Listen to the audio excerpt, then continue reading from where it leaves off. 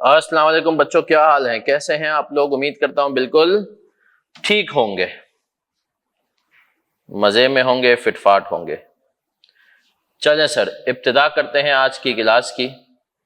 और जो आज की हमारी क्लास है, पहली क्लास से अफेक्टिवली कंसोलिडेशन सीए फाइनल एफएफआर। और सर आज की क्लास में सबसे इंपॉर्टेंट टॉपिक बनेंगे कुछ प्रैक्टिकल सवालात जो रिसेंटली हमारे पास आते जाते रहते हैं रिलेटेड टू कंसोलिडेशन, उनको भी देख रहे होंगे। ठीक है, तो घबराना नहीं है आप हजरात ने बिल्कुल भी, क्या है कैसे वो हम जो इंशाल्लाह स्टार्ट करते हैं। तो सबसे पहले स्टार्ट करते हुए, शुरुआत करते हुए मेरा बच्चा, हम लोग क्या करने लगे हैं, हम लोग सबसे पहले जो है सवाल आप मुझे बता दें चैट में, ये जो केएनएस वाली आईडी है, केएनएस स्कूल वाली, एचके पे नहीं, मुझे ये बता दें कि क्या आवाज वगैरह सब कुछ सही आ रही है मेरा बच्चा। सब बच्चे बता देंगे जो ऑनलाइन वाले हैं।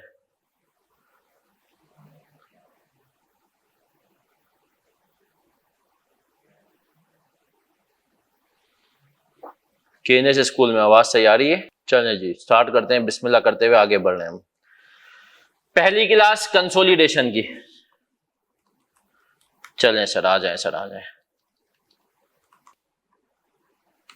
इस क्लास का मकसद क्या है, इस क्लास का एजेंडा ये है कि सर इस क्लास के अंदर हम लोग जो है बेसिक ऑफ कंसोलिडेशन, जो आपने एफएआर2 में जो बेसिकली कंसोलिडेशन का सवाल चलता है वो, और कुछ बेसिक्स को हम इतने अच्छे से कर लें कि आपको मसला बिल्कुल ना हो उनके अंदर। ठीक है जी।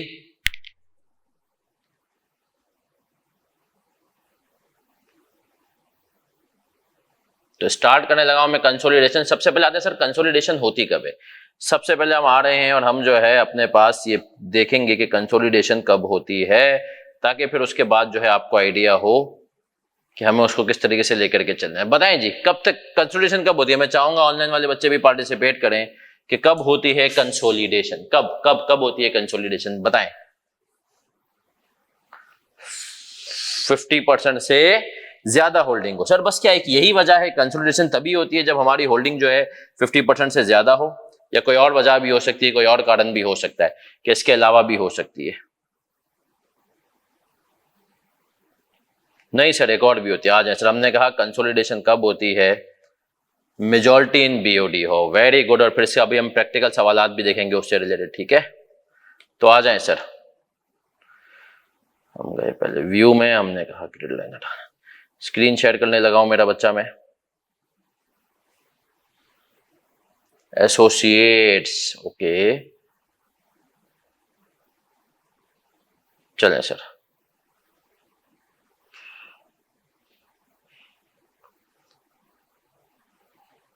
कब होती है कंसोलिडेशन, बिल्कुल ठीक, हमने कहा सर कंसोलिडेशन होती है जब हमारी हो majority in BOD,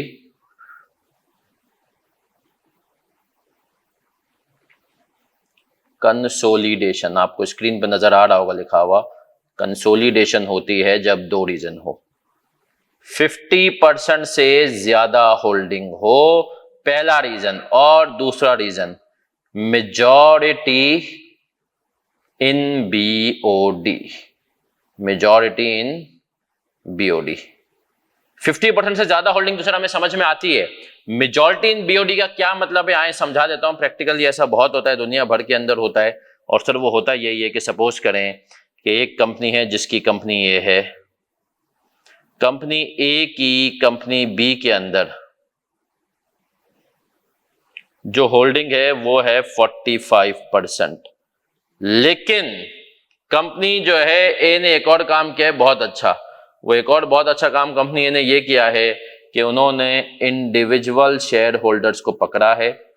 individual 6% share holder के साथ एक एग्रीमेंट कर दिया है कि भाई कुछ भी होगा आप हमें सपोर्ट करोगे। सही है।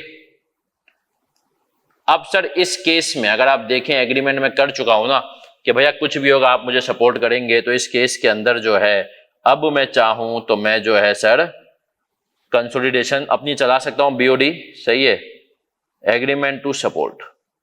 अब मैं एक बड़े प्रैक्टिकल सवाल की तरफ आ रहा हूं जो यूजुअली देखें सर, प्रैक्टिकल हमारे पास सवालात फर्म लेवल पे इधर उधर आते रहते हैं, तो हम आपको बताते रहेंगे कि यार प्रैक्टिकली क्या क्या सवालात आते हैं, उनको कैसे कैटर करना है।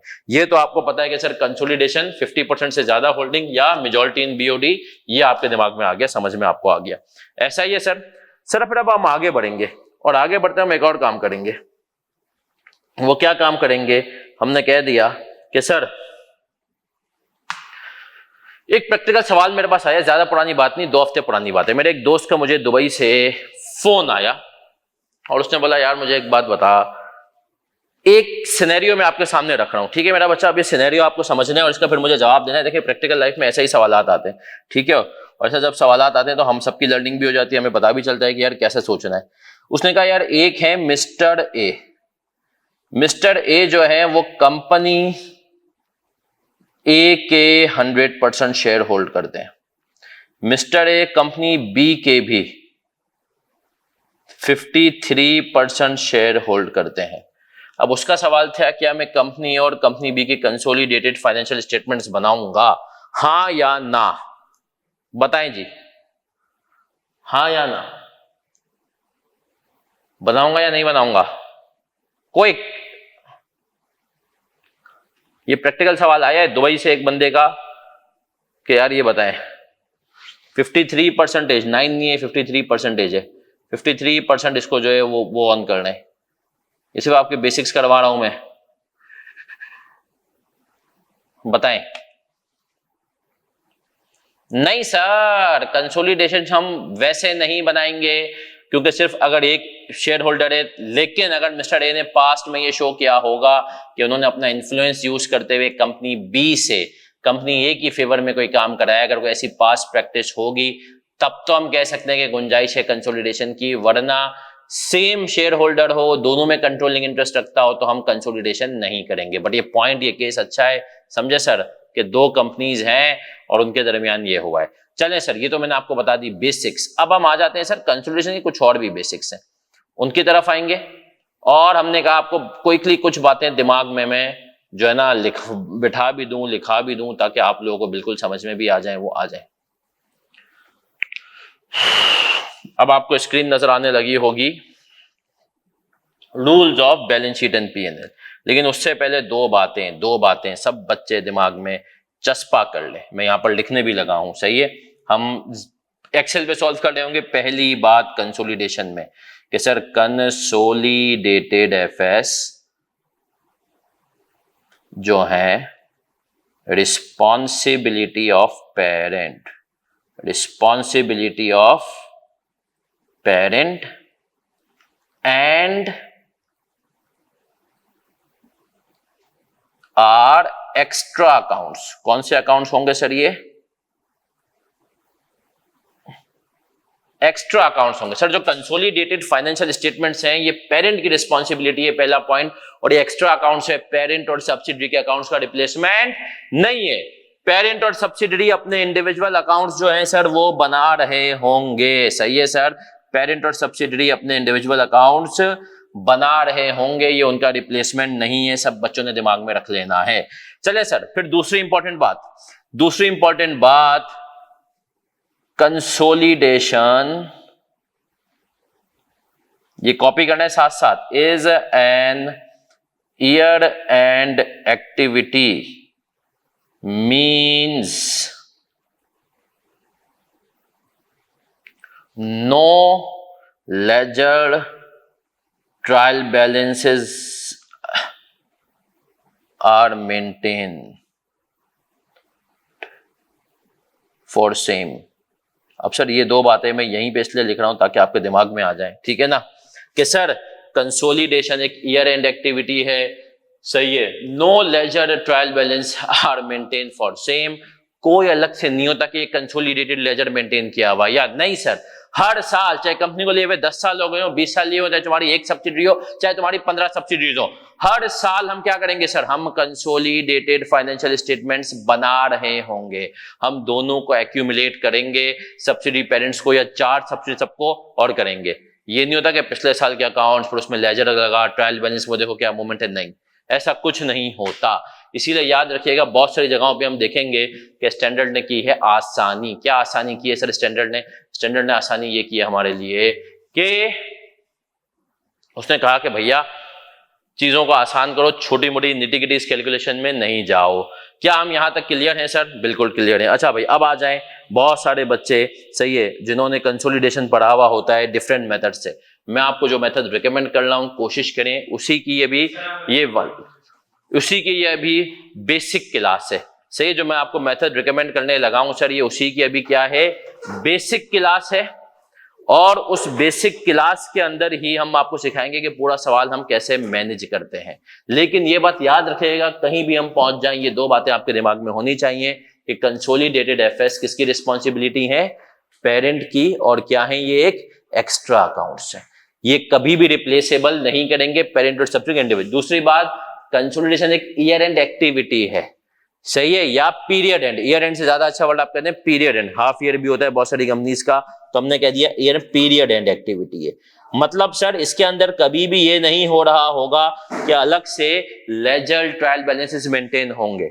साल के एंड पे पकड़ते हैं, एक साथ क्या कर देते हैं सर, हम चीजों को एक्यूमुलेट कर देते हैं। ठीक है सर, चलें सर अब मजीद आगे बढ़ेंगे। और हमने कह दिया कि ये दो बातें अगर आपको क्लियर है, सबसे पहले हम आ जाएंगे कि कंसोलिडेशन जो हम नॉर्मली कर रहे होते हैं वो हम पाकिस्तान के अंदर भी, दुनिया भर के अंदर भी डिफरेंट तरीकों से करते हैं। लेकिन जो मेजर सही तरीका है, जिसको आप मतलब सही मतलब आसान तरीका है, सही जो सारी तरीके हैं, वो है 4 स्टेप कंसोलिडेशन मेथड। तुम एसीसी को जितनी भी गालियां दो, ये मेथड सबसे पहले एसीसी ने इंट्रोड्यूस कराया था। इसको हम कहते हैं statement of net asset method, और मैं अपनी जबान में इसको कहता हूं सोना मेथड भी। ठीक है सर, ये मेथड जो है आपको क्या करता है, पूरा सवाल आपकी कंट्रोल में दे देता है। ये 4 स्टेप्स हम फॉलो करते हैं, ये हैंडआउट में आपको भेज भी दूंगा। शेयर कैपिटल रिटेन अर्निंग्स के अंदर, सोना के अंदर सब्सिडी के इक्विटी अकाउंट्स आ जाती हैं और सब्सिडी की एडजस्टमेंट्स आ जाती हैं। सही है, सोना के 3 कॉलम बनाते हैं, कुछ लोग इसके 2 भी बनाते हैं। हमने कहा एक कॉलम से नॉन करंट कंट्रोलिंग इंटरेस्ट आता है, एक से जो है गुडविल, और एक से जो है कंसोलिडेटेड रिटेन अर्निंग। ये सब चीजें आपने बचपन में पढ़ी हुई जरूर है, लेकिन मैं एक दफा क्विकली इनको लेकर के जाऊंगा। सही है, गुडविल को आसान अल्फाज, गुडविल क्या होती है बताएं जी? नाम के पैसे। गुडविल होते हैं नाम के पैसे। आप जिस भी फर्म में हैं, आप बीडीओ में हैं, उसकी एक गुडविल है।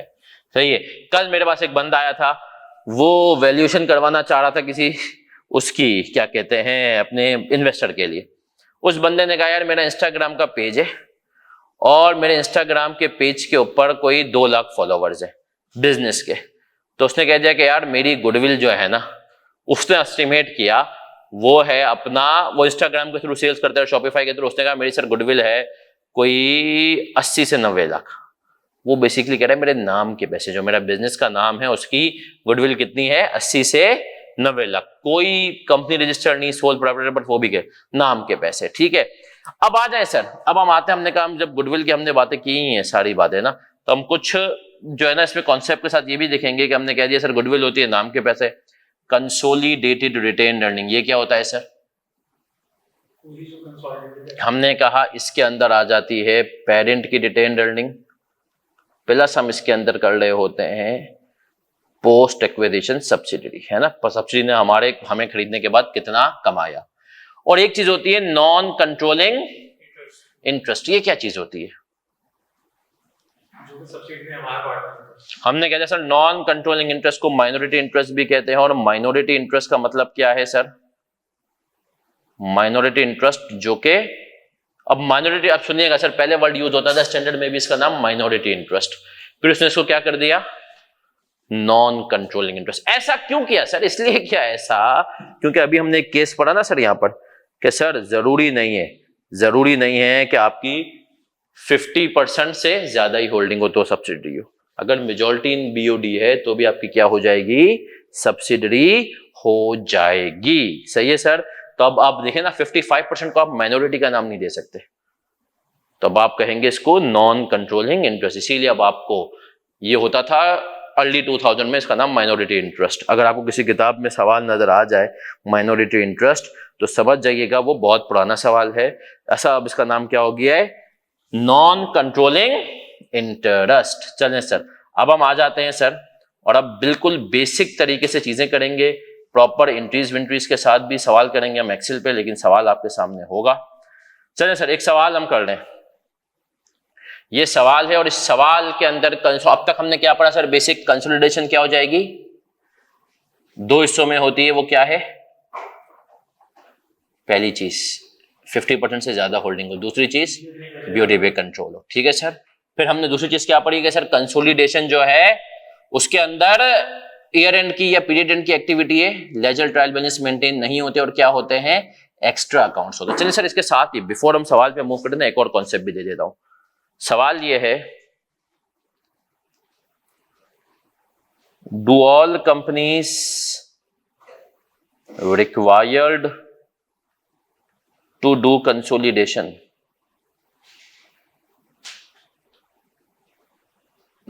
बताएं जी, क्या तमाम कंपनीज को कंसोलिडेशन करने की जरूरत है? तो हमने कहा ऑल एक्सेप्ट। अब जरा इसको, ये वाली बात भी जरा अच्छे से समझ लेना मेरे सारे बच्चों, ताकि तुम लोग परेशान ना हो। सिवाय एक्सेप्ट, इसके एक एक्सेप्शन भी पहली क्लास में ही समझ लो ताकि तुम लोगों को मसला आगे ना हो। अब इसके लिए जरा ना एक वर्किंग सब बच्चों की पहले मैं चाहूंगा, इसको मैं कॉपी करने का भी मौका दूंगा, सही है, आप लोग को ये मिल भी जाएगा, लेकिन पहले मैं चाहूंगा इसको जरा आप लोग एक उसमें देख लें, उस तरीके से देखें।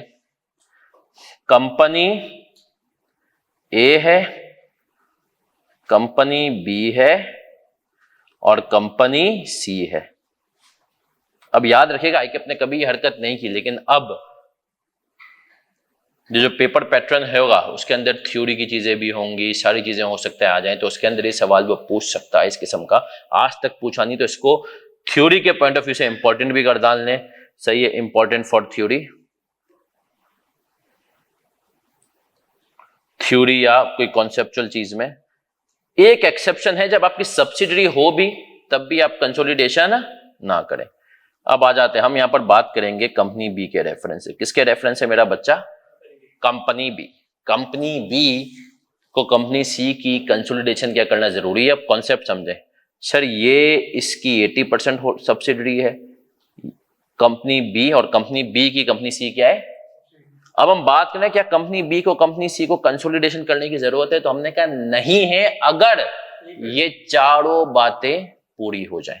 कौन सी बातें? पहली बात है, company B is not listed और अबाउट टू बी लिस्ट, और about to be list. Company B ना लिस्टेड हो ना अबाउट टू बी लिस्ट हो, मतलब उसने ना लिस्टिंग की। पता है लिस्टेड कंपनी क्या होती है सर? जो कि स्टॉक एक्सचेंज में इसके शेयर्स डिवेंचर्स वगैरह ट्रेड हो। अबाउट टू बी लिस्ट क्या होती है? जो अभी इसने प्रोसेस स्टार्ट कर दो। आप लोग इंशाल्लाह, मैंने एक आईपीओ जिंदगी में अल्हम्दुलिल्लाह कराई हुई है माशाल्लाह, लोड्स लिमिटेड की, तो वो प्रोसेस चलता है 1-1.5-2 साल, सही है। वो मैंने जब ज्वाइन किया तो वो प्रोसेस आधा हो चुका था, सही ना। फिर उसमें क्या होता है, आपको स्टॉक एक्सचेंज के पास जाना होता है, फिर आपको एसईसी भी ज्यादा चाहिए होती है, फिर आपको रोड शोज करने होते हैं, डिफरेंट है ना, सब में 1-1.5 साल चल जाता है। उसकी कोई ऐसी एप्लीकेशन भी नहीं चल रही हो, पहली कंडीशन। दूसरी एंड वाली कंडीशन है, एंड दूसरी कौन सी कंडीशन है सर? एंड वाली। वो क्या है? एनसीआई ऑफ कंपनी बी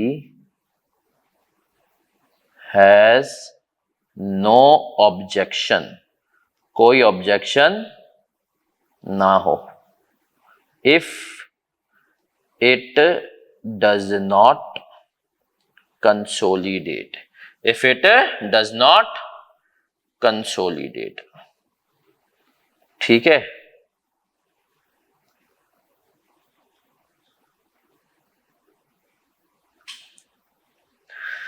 और थर्ड है, company A is preparing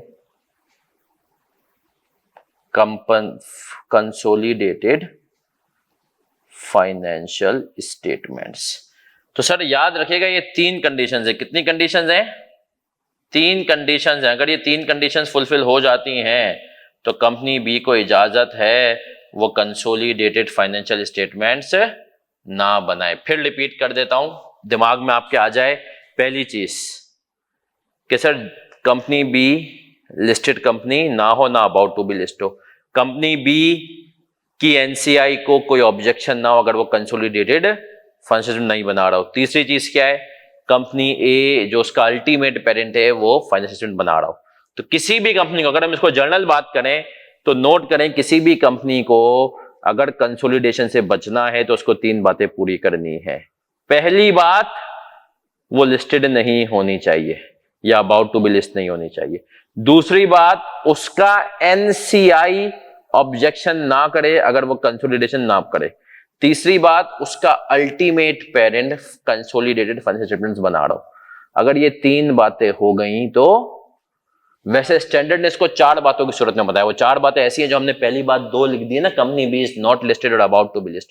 standard भैया ने क्या बोला है, ये एक बात है, और इसको 2 अलग अलग बातें की हैं, लिस्टेड को अलग पॉइंट लिया और अबाउट टू बी लिस्ट को। ठीक है सर, तो याद रखिएगा अगर ये 4 बातें हुई तो कंसोलिडेशन से क्या है, छुट्टी। क्या है, छुट्टी। सही है, तो ये पॉइंट अब तक पेपर में टेस्ट एफएफआर के नहीं हुआ है, ये हो सकता है, तो इसको दिमाग में रखिएगा।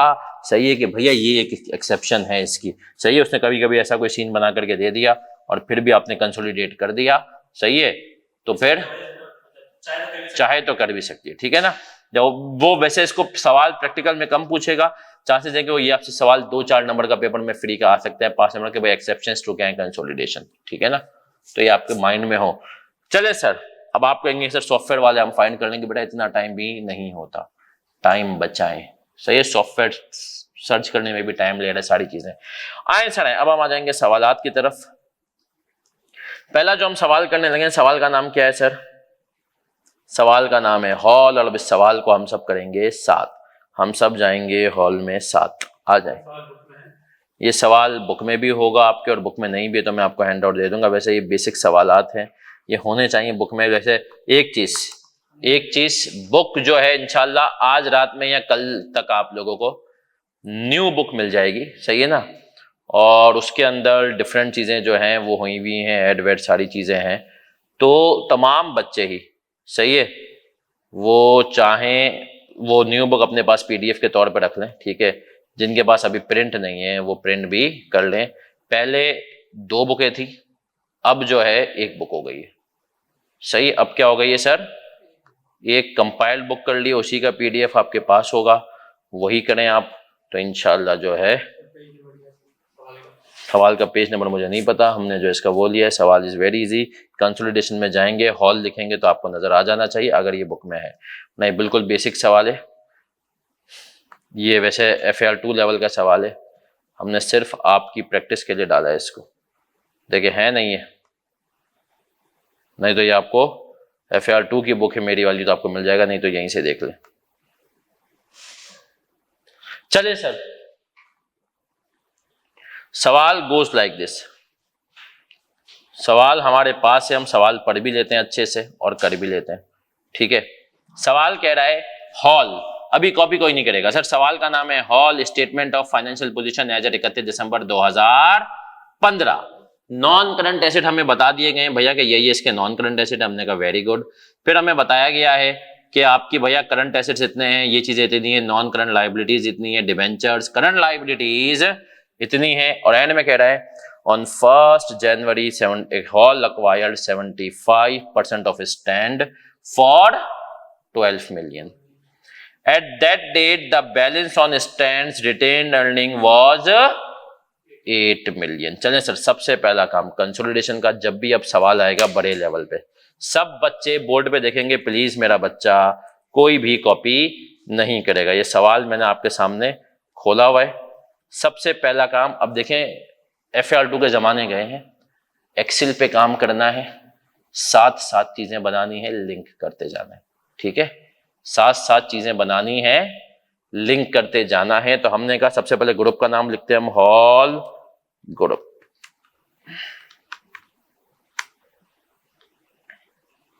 फॉन्ट बड़ा कर देते हैं हम थोड़ा सा, हॉल ग्रुप। जर्नल बड़ा कर दो भैया।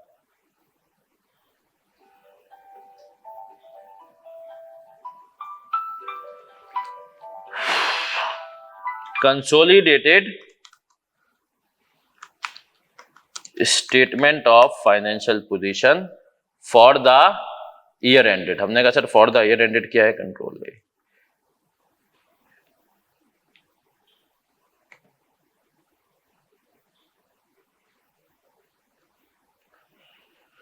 Consolidated statement of financial position और ईयर एंड क्या है हमारा, as eight year and 31 December 2015। चलिए सर, अब सबसे पहले हम बना लेंगे फॉर्मेट सवाल को देखते हुए। हमने कहा सवाल में हमारे पास सबसे पहले आ जाते हैं एसेट्स, और फिर हमने कहा उन एसेट्स के अंदर हमारे पास सर क्या आ रहा होता है बताएं, non current assets. Non current assets में हमारे पास क्या है सर, हमने कह दिया पीपीई।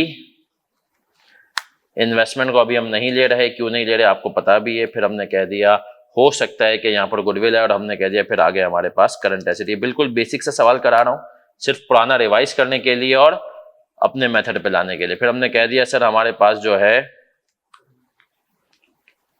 बैलेंस शीट, उसमें second side equities and liabilities. Equities and liabilities में हमारे मेरा बच्चा, और हमने कहा हमारे पास आ जाता है शेयर कैपिटल, और क्या आता है, शेयर प्रीमियम है तो आएगा, इस सवाल में नहीं है तो हमने कह दिया रिटेन्ड अर्निंग्स। इसको हम क्या कहेंगे, कंसोलिडेटेड। कंसोलिडेशन में उसको क्या कहेंगे, फिर हम आगे बढ़े सर। मंडे को तो आपके F5 नहीं लेंगे ना? नहीं, ट्यूसडे को लेंगे, वही जो टाइम है आपका। जी जी। सही। नॉन करंट लाइबिलिटीज एनसीएल फिर हमारे पास आ जाता है, लेकिन उससे पहले हम यहाँ पर ले लेंगे एनसीआई, फिर हम लेंगे नॉन करंट लाइबिलिटीज। ये सब चीजें क्यों किसकी कहाँ ट्रीटमेंट है मैं आपको बताऊंगा। हमने कहा हमारे पास डिवेंचर्स हैं, और क्या है हमारे पास, करंट लाइबिलिटीज। थोड़ी सी जगह छोड़ देंगे। अब चल आ जाए। अब हमने कहा सर सबसे पहले बड़े बच्चे हो गए, आप छोटे बच्चे तो हैं नहीं, सबसे पहले जो जो सवाल की फिगर्स होंगे ना उनको इज इक्वल टू करके डालते रहेंगे। अब ये देखें, मैं लिखने वाला जमाना नहीं है, ठीक है ना सर। तो अब आपने क्या करना है सर, आपने कहा सवाल के अंदर है 35,000 प्लस 20,000, तो आपने इन दोनों को ऐड कर दिया, 35,000 प्लस 20,000। कोई भी एडजस्टमेंट होगी उसको डायरेक्ट करते जाएंगे। फिर हमने कह दिया सर करंट एसेट्स कितने गिवन है, ये भी आपने ऐड करते जाने मेरा बचा। फिर वही बात 16 प्लस 14, 16,000 प्लस 14,000। फिर आपने कह दिया सर कि मेरे पास आ गए इक्विटी से शेयर कैपिटल। शेयर कैपिटल सिर्फ पेरेंट का लेंगे, क्यों लेंगे अभी वो मैं आपको बताऊंगा, ठीक है सर। शेयर कैपिटल सिर्फ पेरेंट का कितना आ रहा है, 10,000। कंसोलिडेटेड रिटेन्ड अर्निंग कितनी है सर, अभी नहीं आई। डिवेंचर गिवन है हमारे पास, एनसीआई भी नहीं है, डिवेंचर्स गिवन है कितने हैं सर, 20 प्लस। देखिए मैं आपको पहली क्लास से ये समझा रहा हूं कि किस तरीके से हमें एग्जाम को अप्रोच करना है। रीजन बीइंग ये है क्योंकि सर हमें टाइम कम होगा, पेपर पूरा करना है, और जो जो चीजें अच्छी होती जाएंगी सॉफ्टवेयर पे बच्चों का हाथ सेट होगा, आईकेप का भी हाथ सेट होगा, तो आईकेप पेपर लंबा भी करता जाएगा। एनसीआई का भी मैं बता रहा हूँ। चलिए सर ये हमने कर लिया, बेसिक जो सवाल की फिगर थी ना वो हमने डाल करके साइड कर दिया। अब सब बच्चे इधर देख लेंगे, यहाँ ए नौजवानों को अभी कुछ नहीं करना, अभी तक हमने ये काम किया है। अब आ जाए सर सबसे पहले ना कुछ और बेसिक्स को डिस्कस करते हैं ताकि आपकी चीजें और भी क्लियर हो। आ जाए। हमने कहा सर और बेसिक्स क्या है, बचपन से आपको बताया बेसिक अकाउंटिंग इक्वेशन क्या है, is equals to liabilities plus equity या कैपिटल, ऐसा ही है। अब हमने कहा सर अगर हम इक्विटी निकालना चाहे तो हम इक्विटी कैसे निकालेंगे, एसेट्स माइनस लाइबिलिटी, ऐसा ही है। और क्या मैं कह सकता हूं कि सर यही फॉर्मूला जो है नेट एसेट्स का भी होता है। नेट एसेट्स अगर हमें निकालने हैं तो हम कैसे निकालेंगे, है ना। तो क्या हम यहां पर ये कह सकते हैं सर, क्या सर क्या कह सकते हैं हम यहां पर, क्या हम यहां पर ये कह सकते हैं मेरा बच्चा कि सर कि ऐसा हो सकता है कि हमारे पास net assets is equals to net assets is equals to equity, क्या हम ये बात कह सकते हैं? यस सर, ये बात यहां से एस्टेब्लिश होती है। इसका मतलब क्या है, इसका मतलब ये है कि सर हम जब यहाँ पर बात करेंगे सब्सिडरी की तो हमें बताएगा कि सब्सिडरी को हमने अक्वायर किया है, तो बेसिकली हम अक्वायर क्या करते हैं सब्सिडरी का शेयर कैपिटल, पर उसके गुडविल निकालने के लिए हम उसको मेजर करेंगे इक्विटी। हम वो कहेगा कि हमने नेट एसेट्स अक्वायर किया, तो हम बोलेंगे जब हम कंसोलिडेशन करेंगे तो हमने उसका जब शेयर कैपिटल पे अपना नाम छाप दिया पुराने का हटा करके, तो वो हमें उसके लिए जो डेटा देगा तो उसके लिए वो वर्ड यूज करेगा कि इसके नेट एसेट्स इतने थे एक्विजिशन के टाइम पे। वो एक्विजिशन के टाइम पे जब वो नेट एसेट्स की बात करेगा कहेगा तो सही कि नेट एसेट्स इतने थे, लेकिन जो निकालने के लिए डेटा देगा वो हम निकालेंगे इक्विटी की मदद से, क्योंकि ये दोनों क्या होते हैं सर सेम। मैं कह दूं नेट एसेट्स क्या है, एसेट्स माइनस लायबिलिटीज, इक्विटी क्या है, एसेट्स माइनस लायबिलिटीज। तो गुडविल में हम ये देखते हैं। अब आ जाते हैं सर गुडविल के ऊपर। What is goodwill, what is goodwill बताओ मुझे भैया। गुडविल हम नॉर्मली कैसे कंप्यूट करते हैं बताओ। फेयर वैल्यू ऑफ कंसीडरेशन, कितना हमने पे किया, सही है, और उसमें से हम क्या कर देते हैं लेस करते हैं fair value of net assets, ऐसा ही है। और फिर हमारे पास रिजल्टेंटली क्या आ जाती है सर गुडविल। क्लियर है। अब सब बच्चे इधर देखेंगे, मेरा बच्चा हमारे पास जो गुडविल आती है, ये गुडविल क्या है कैसे है, सही है। अब हमने कह दिया सर गुडविल के केस में ये गुडविल आ गए हमारे पास। ये वाहिद जगह है कंसोलिडेशन, ये बच्चे भी, ये बात भी सब बच्चे नोट करें, जहां पर गुडविल की रिकॉग्निशन क्या है सर हमें अलाउड है। अदर देन कंसोलिडेशन पूरी अकाउंटिंग में गुडविल की रिकॉग्निशन क्या है। अभी एक फर्म है हमारे पास, मुझे एक बच्चा बता रहा था उसका, हारून जकरिया, उनके पास एक क्लाइंट आया और क्लाइंट ने कहा जो पैसे चाहिए रीजनेबल हद तक हम दे देंगे। उससे पहले वो बिग 4 के पास, बिग 6 के पास से होकर आ चुका था, हारून जकरिया के पास फिर मुझे हारून जकरिया के बच्चे ने बताया। बोला यार हमारी एक कंडीशन है, क्या है, हमें इंडिविजुअल बुक्स में गुडविल रिकॉर्ड करा दो। हारून जकरिया ने कहा सर ये तो पॉसिबल ही नहीं है, मतलब ये तो इतना बड़ा ब्लंडर है कि बोला यार हम आपको पैसे देते हैं। छोटा सा क्लाइंट है, उन्होंने मिलियंस की बात की, बोला लेकिन इंडिविजुअल बुक में गुडविल चाहिए। बोला नहीं सर ये पॉसिबल, और ऐसा होता है जब आपको कभी किसी कंपनी को बेचना हो, सामने वाला इतना जो है ना वेल वर्स ना हो तो उसको अकाउंटिंग समझ में नहीं आती हो, लेकिन सर गुडविल ये होती है। ठीक है, अब आ जाए सर, अब हम सवाल की तरफ बढ़ने लगे। सवाल को हम करेंगे कैसे, तो हम इसकी करेंगे वर्किंग्स। यहां पर मैं खोल रहा हूं टैब वर्किंग्स का। जब भी कंसोलिडेशन के बैलेंस शीट का सवाल होगा हमें क्या करना होगा सर, एक वर्किंग बनानी होगी। सबसे पहली वर्किंग को हम कहेंगे स्टेटमेंट ऑफ नेट एसेट्स, उसका नाम क्या होगा सोना। उसके 3 कॉलम होंगे।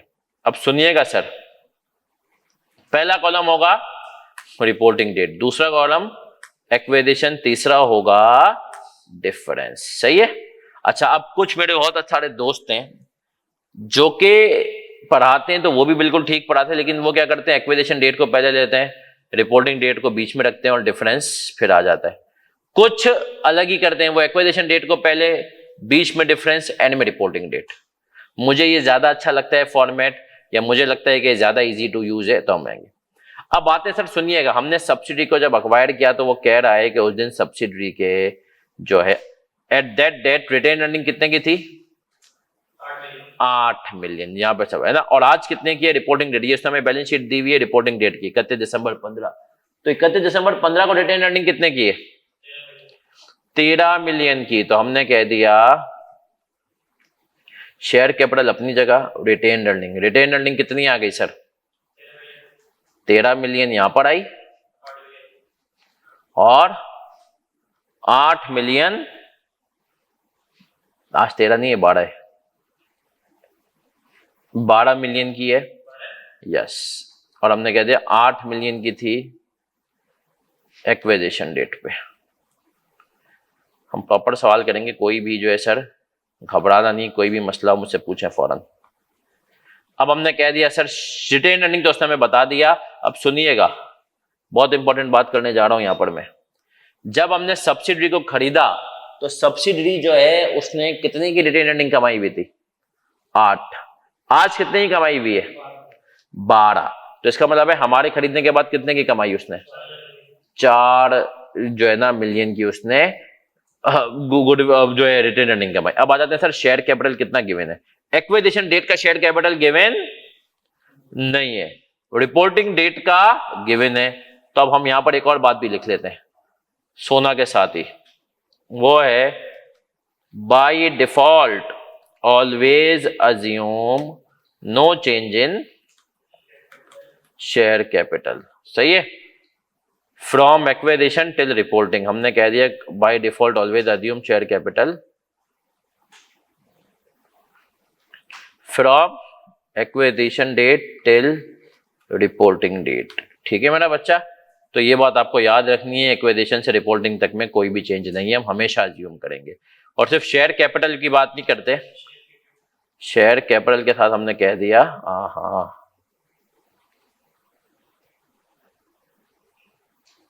Slash share premium. ठीक है, अब आ जाते हैं सर, अब हम कर रहे हैं सोना का टोटल। क्या कर रहे हैं सर हम? सोना का टोटल।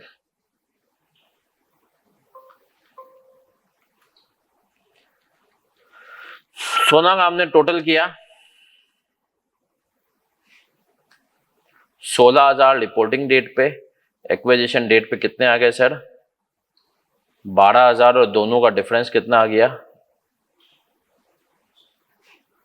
4,000। ठीक है सर, अब हमने कह दिया कि सर ये बन गई हमारी क्या? पहली वर्किंग सोना। सुनिएगा अब यहां से एक बात, ये सोना बता क्या रही है? बता रही है जब सब्सिडरी के नेट एसेट्स 12,000 के थे तब हमने उसको क्या किया था सर? आज वो नेट एसेट्स कितने के हो गए? 16,000 के। तो हमारे अक्वायर्ड करने के बाद सब्सिडरी भैया ने कितने रुपए कमा लिए? 4,000। पहला काम हमने बना दी स्टेटमेंट ऑफ नेट एसेट। याद रखिएगा जिन बच्चों ने सोना के तरीके से नहीं पढ़ा है ये उनके लिए खास है कि आपको सीखना है, बहुत सिंपल है। सबसे पहले आपने क्या ले लेना है? सब्सिडरी के नेट एसेट्स। अब आ जाते हैं, ये बन गए हमारी क्या? सोना। अगला काम हम सर क्या करेंगे? अगला काम हम करेंगे गुडविल। क्या काम करेंगे? अब सर गुडविल कैसे निकालेंगे? सबकी तवज्जो इधर। हमने कितने में खरीदा सब्सिडी को? उसने हमें बता दिया है, हमने 75% खरीदा है। और किस अमाउंट में खरीदा है भाई ये तो बताओ? हमने 75% खरीदा है 12 में। कितने में खरीदा है? 12,000 में। हमने 75% खरीद लिया 12,000 में।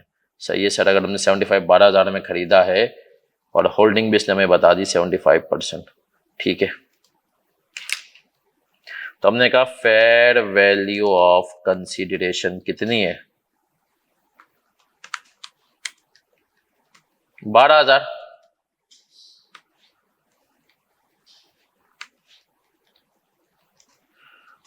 और 12,000 में हमारे पास एसेट कितने के है?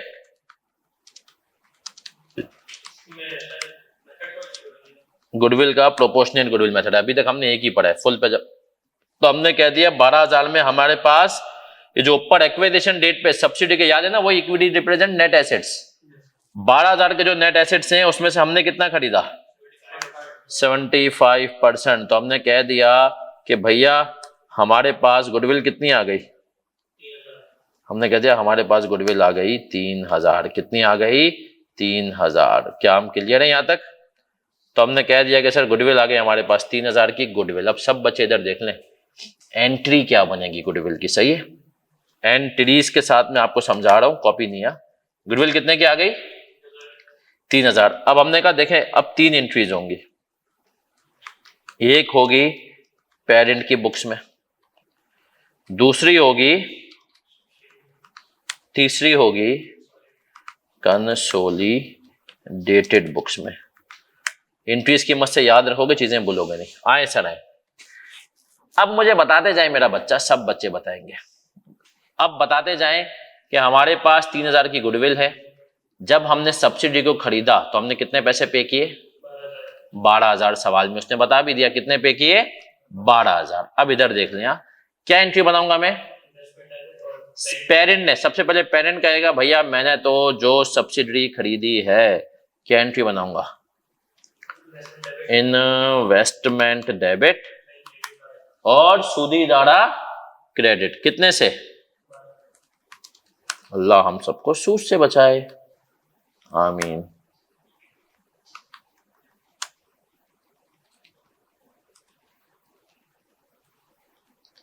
क्लियर है सर? अब आ जाते हैं सर, सब्सिडी की एंट्री बनाएगी इसकी। सब्सिडी कोई एंट्री बनाएगी नहीं बनाएगी? नहीं सर, सब्सिडी कोई एंट्री नहीं बनाएगी। क्यों नहीं बनाएगी? रीजन क्या है? Why no entry in subsidiary's books?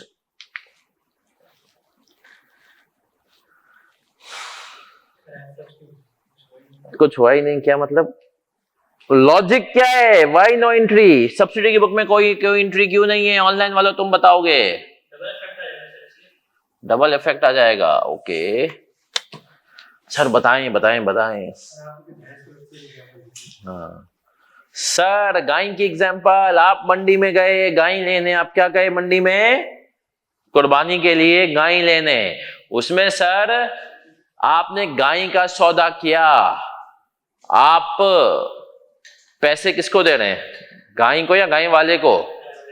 आपने गाय वाले को पैसे दिए, गाय को पैसे, पहले उसका मालिक वो था, आपने पैसे दिए, अब रस्सी आपके पास है, अब मालिक कौन बन गए? आप। गाय की सेहत पे कोई फर्क आया? यहां पर गाय कौन है? सब्सिडरी। सब्सिडरी का शेयर होल्डर उसामा हो, आसिफ भाई हो, कोई भी हो, सब्सिडी बोलेगी यार मेरी बुक्स में जो शेयर कैपिटल आ रहा है वो नाम से नहीं आता, शेयर कैपिटल तो अमाउंट से आता है ना भाई। तो सब्सिडी की बुक्स पे कोई इंपैक्ट तो वेरी गुड, सब्सिडी कोई एंट्री नहीं बनाएगी। सब्सिडी कहेगी नो एंट्री, है ना? जैसे आप में से बहुत सालों के दिल पे भी होगी नो एंट्री। आ जाए आगे बढ़ते हैं सर, कंसोलिडेशन में क्या एंट्री बनेगी अब बताएं। अब सर एक बात याद रखें, हम कभी भी अपने अंदर इन्वेस्टमेंट शो नहीं करते, है ना? तो हम क्या करते हैं, कभी भी अपने अंदर इन्वेस्टमेंट शो नहीं करते। पेरेंट और सब्सिडी इंडिविजुअल बुक्स के हिसाब से तो अलग है, कंसोलिडेशन में क्या है? एक है। तो अब आप ये नहीं शो कर सकते कि मैंने सब्सिडी के अंदर इन्वेस्टमेंट की इन कंसोलिडेटेड बुक्स। तो अब आप क्या करेंगे? सबसे पहले तो आप करेंगे इन्वेस्टमेंट को क्रेडिट। कितने अमाउंट से? 12,000। कितने अमाउंट से? 12,000। अब सब बच्चे इधर देख लेंगे। ए नौजवानों, अब आ जाते सर, गुडविल आपने निकाली, गुडविल कितने की आई? 3,000 की आगे गुडविल। अब इसकी एंट्री समझिएगा जरा सही से। इन्वेस्टमेंट आपने की 12,000 की, गुडविल कितने से आ गई? अब आप कंसोलिडेट जब करेंगे ना तो आप 75% खाली नहीं करेंगे अपने हिस्से का, आप 100% क्या करेंगे? ऐड करेंगे एसेट और लायबिलिटी। सही है? तो आपने ले लिया, अपने पास डेबिट कर दिया सब्सिडरी के नेट एसेट्स। कितने से? 12,000। कितने से? अब सुनिएगा सर, जब आप यहां पर ये 12,000 से नेट एसेट्स डेबिट कर रहे हैं तो आपने कहा 12,500 के तो मेरे नहीं है, कुछ किसी और के भी हैं। वो कोई और कौन है? नॉन कंट्रोलिंग इंटरेस्ट, है ना सर? उसके हिस्से के कितने? 3,000। कैसे पता चला? ऐसे पता चला कि इधर देखें, अगर मेरा चंदा 12,000 का 75% तुमने अपने पास लिया है, 9,000 जो कि बनता है ना सर, तो हमने कहा बाकी कौन दरिंदा लेकर जाएगा? एनसीआई। तो हमने कह दिया 12,000 के नेट एसेट्स का 25% किसके पास है? कॉपी नहीं कीजिएगा अभी। हमने कहा किसके पास है? एनसीआई। किसके पास है सर?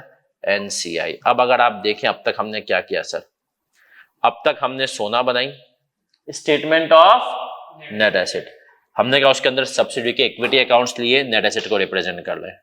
दूसरे नंबर पे हमने क्या निकाली? गुडविल। फिर हमने गुडविल की क्या बना ली? एंट्रीज बना ली। सही है सर? अब आ जाते हैं सर अगला काम। हमने कहा सर नॉन कंट्रोलिंग इंटरेस्ट है कितना, वैसे ये भी चेक कर लेते हैं जो बैलेंस शीट में आएगा। देखें ये जो अभी आपने 3,000 निकाला है ना, ये 3,000 कौन सी डेट का है? एक्विजिशन डेट का है, जब खरीदा था, है ना? अब इसको निकालने के भी दो तरीके। पहला तरीका एनसीआई को निकालने का है कि आपने कहा एनसीआई एट एक्विजिशन, जो कि तुम निकाल चुके हो। एनसीआई एट एक्विजिशन कितना है जल्दी बताओ? 3,000 अभी हमने निकाला है ना सर ऊपर।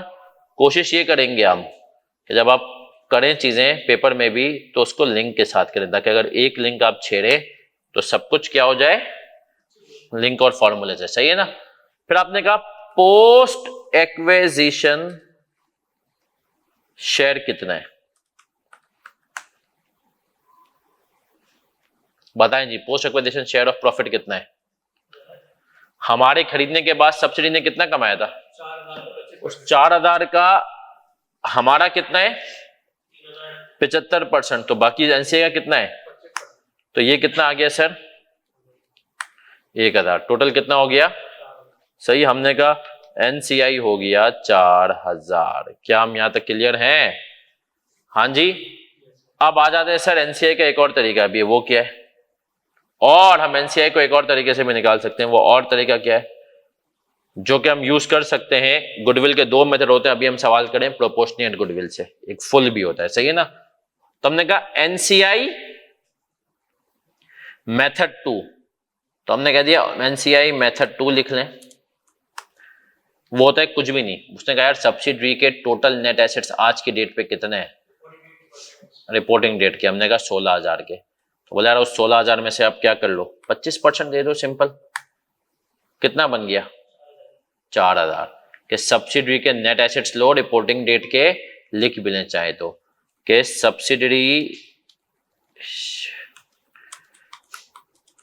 Net assets at reporting date multiply by NCI percentage. क्या हम यहां तक क्लियर है? हाँ जी। तो सर हमने कह दिया, क्या कहा हमने? सर हमने ये कह दिया स्टेटमेंट ऑफ नेट एसेट्स में, और उसमें अब तक हमने 3 वर्किंग कर ली, नेट एसेट्स, गुडविल और क्या काम किया हमने सर? एनसीआई।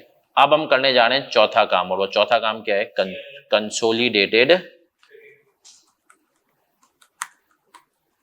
पूरा आपको कॉपी करने का टाइम दूंगा। अब सर कंसोलिडेटेड रिटेन अर्निंग हम कैसे निकालेंगे, जल्दी बताएं। हमने कहा सबसे पहले तो पेरेंट की अपनी रिटेन अर्निंग। भाई पेरेंट कह रहा है कि हमने खुद कितना कमाया, तो पेरेंट की अपनी रिटेन अर्निंग्स कितनी है वो हमें सवाल में गिवन है। कितनी गिवन है देख लेते हैं सर। ये देखें रिटेन अर्निंग पेरेंट की कितनी आ रही है, 45। ये आ रही है पेरेंट की रिटेन अर्निंग 13,000। कितनी आ रही है? फिर हमने कहा सर इसके बाद हम ले लेंगे हमारे खरीदने के बाद कितना कमाया, पोस्ट एक्विजिशन शेयर कितना है। हमने कहा सर वही सब फॉर्मूले,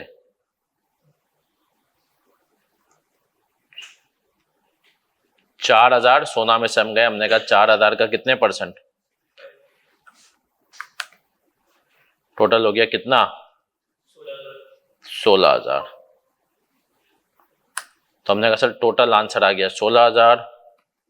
ये हमने चारों वर्किंग्स कर ली, और हम यूजुअली ऐसे ही चल रहे होंगे हर सवाल में। ये जो सोना है ना वो एनसीआई तक पहुंचा देगी, फिर हमें पेरेंट को देखते हुए सीआरई कर लेना। चलें सर अब हम एक काम कर लेते हैं। अब हम काम ये करते हैं कि हमने जो यहां तक किया है इन सब के अंदर हम जहां जहां नहीं है वहां कॉमा डाल देते हैं।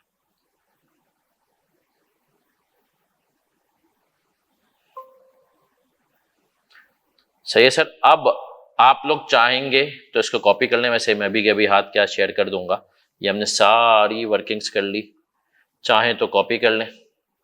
सही है कि भाई हमने कहा statement of net assets,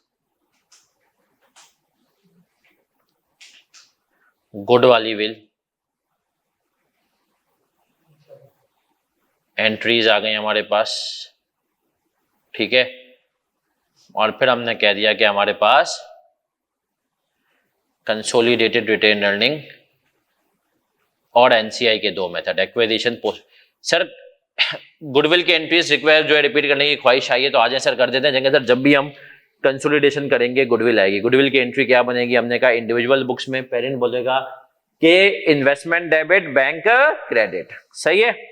subsidiary कोई एंट्री नहीं बनाएगी। क्यों नहीं बनाएगी? क्योंकि सब्सिडरी के सिर्फ शेयर होल्डर्स चेंज हुए हैं, शेयर होल्डिंग चेंज नहीं हुई। बहुत इंपॉर्टेंट बात कह दी।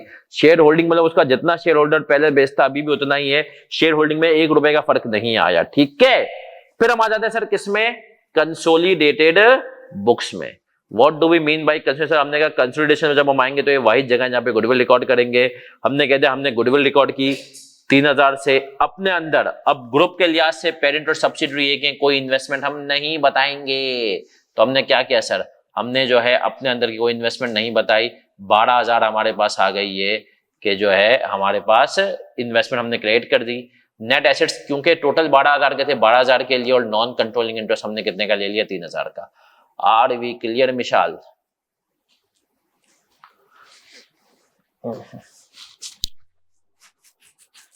चले जी, बड़े आगे मेरा बच्चा। एनसीआई का दूसरा मेथड भी कर लें। अब देखो सर, सारी जब वर्किंग हो गई ना, तब आपने बैलेंस शीट की तरफ बढ़ जाना है। आए सर आए। अब हम जा रहे हैं बैलेंस शीट की तरफ। किस तरफ जा रहे हैं? Balance sheet. बैलेंस शीट में हमारे पास नॉन करंट एसेट में क्या आ गया था? अब हमारे पास एक और नॉन करंट एसेट आया, वो क्या है? गुडविल, है ना सर? गुडविल कितने की आ गई? 3000। कोशिश करेंगे लिंक के साथ काम करने की आदत डालने, फर्म में वैसे भी और क्लास में भी। फर्म में भी लिंक बहुत हेल्प करते हैं। सही है, लिंकिंग। शेयर कैपिटल सिर्फ पेरेंट का लेंगे। सर शेयर कैपिटल में सिर्फ पेरेंट का क्यों लेते हैं? ये भी एक सवाल आ सकता है कंसोलिडेशन में। व्हाई ओनली पप्पा? बच्चे का क्यों नहीं लेते हम?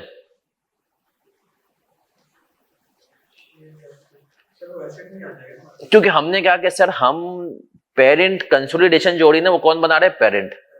तो पेरेंट की शेयर होल्डिंग की वजह से उसका ऑटोमेटिकली किस पे कंट्रोल आ गया? सब्सिडरी पे। सही है, तो इसीलिए सिर्फ किसका होगा? पेरेंट का होगा। अब आ जाते हैं सर, कंसोलिडेटेड रिटेन अर्निंग हमने निकाल दी हुई है। कितनी है? निकालें बाबा, निकालें। हमने 16000। और हमने कह दिया कि सर हमारे पास एनसीआई। सर सुनिएगा, ये एनसीआई को जो है ना हम इक्विटी और लायबिलिटीज के बीच में क्यों शो कर दें? सवाल तो ये भी है, क्यों यहां पर शो होती है भाई? लॉजिक क्या है सर? सुनिएगा, अभी शायद समझ में ना आए, लेकिन एनसीआई नेचर वाइज लायबिलिटी है, लेकिन आम लायबिलिटी थोड़ी हट करे। ये वो लायबिलिटी जो कभी पे नहीं करनी है। सही है ना? इसीलिए अच्छा, ये हम शो क्यों करते हैं? हम शो इसलिए करते हैं क्योंकि सर एसेट्स पूरे नहीं है हमारे 100%। हम क्या कर रहे हैं? 100% एसेट्स को क्या कर रहे हैं? ऐड कर रहे हैं। तो जो किसी और के है ना, वो सिर्फ उसकी रिप्रेजेंटेशन के लिए हम क्या करते हैं? शो करते हैं उसको एनसीआई के तौर पे। इसीलिए सर ये लायबिलिटीज के साथ कभी भी अलग से क्लासिफाई, इवन ये प्रैक्टिकल अब बड़े हो गए हो, कभी बड़े होकर के कंसोलिडेशन में किसी चीज के रेशियोज भी निकालोगे ना, तो दिमाग में बात बांध लो, उसमें एनसीआई को एज ए लायबिलिटी के तौर पे ट्रीट नहीं करेंगे। सही है? जैसे तुमने करंट रेशियो निकाल रहे हो, कुछ निकाल रहे हो, सही है, डेट इक्विटी रेशियो निकाल रहे हो, एनसीआई लायबिलिटी के तौर पे नहीं आएगी। ठीक है? अब आ जाते सर, एनसीआई हमारे पास कितनी आ गई? 4000। 4000 का है, control C, alt S L. Link का भी तुम इंशाल्लाह फर्म में जाओगे तो शॉर्टकट सीख ही जाओगे, और जो चाहे उनको भी पता है शॉर्टकट्स आ चुके हैं। मैं तो खैर अब मेरा एक्सेल पे काम बहुत कम होता है, काफी भूल चुका हूँ। उन्हें एक जमाना था, अब यकीन माने माउस तो हम यूज ही नहीं करते थे।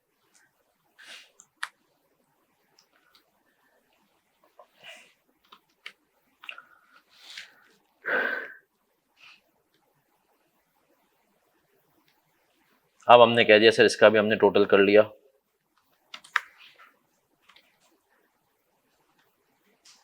अब आपने एक और बात नोट की, सर हम जो है ना अलग अलग आइटम का टोटल नहीं कर रहे हैं। मैंने क्या किया, अगर आप एसेट्स को देखेंगे बैलेंस शीट साइड पर, अभी मैं जाऊं तो मैंने एक साथ एसेट्स को टोटल कर दिया, मैंने लायबिलिटीज को एक साथ टोटल कर लिया। ऐसा क्यों किया मैंने सर, बताएं? एसेट्स को मैंने नॉन करंट एसेट को और करंट एसेट को अलग अलग मैंने नहीं किया, एक साथ टोटल कर लिया। ऐसा क्यों है बताएं? सर क्योंकि आईकेप ने ये बात कही है। आईकेप ने अपने भी रिसेंट उसमें आंसर्स में कहा है कि भैया ये चीजें जो है ना बच्चे गलती करते हैं, अलग अलग आइटम्स को वो करते हैं टोटल, उसके कोई एक्स्ट्रा मार्क्स मैं दूंगा नहीं, फायदा भी नहीं है। सही है। तो मैंने एसेट्स को एक साथ लिखा, लाइबिलिटीज को जो है ना उसका अलग से टोटल नहीं किया। होता ना कि भाई पहले मैं 58,000 करता नॉन करंट का, फिर करंट का, ये नहीं किया। ठीक है, चले मेरा बच्चा, ये जो सवाल हमारा हो गया पहला सवाल सोना मेथड पे। आज की क्लास का हमारा टारगेट है कि हमें इंशाल्लाह 3 सवाल करने। कितने सवाल करने? 3 सवाल करने हैं, ताकि आपका ये सोना मेथड पे हाथ सेट हो जाए, बेसिक कॉन्सेप्ट क्विकली रिवाइज हो जाए कि हाउ वी डू क्वेश्चंस। तो अगर इसकी फोटो लेनी है, किसी को कुछ वो करना है तो सर वो कर सकता है। ठीक है, नहीं यहां पर भी 2 लाइनें छोड़ी हैं।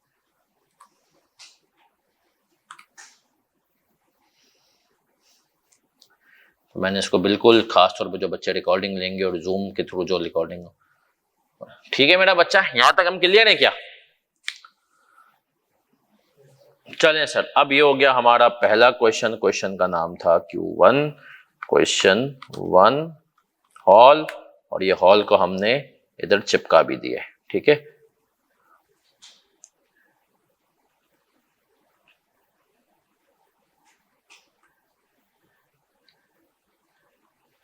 अब सर हम आगे बढ़ेंगे। अगला सवाल इसी तरीके से हम करेंगे। ठीक है, ओके, किधर जाए ये? अच्छा, सवाल में जाना है। चलें सर, आ जाए इक्विटीज एंड लाइबिलिटीज।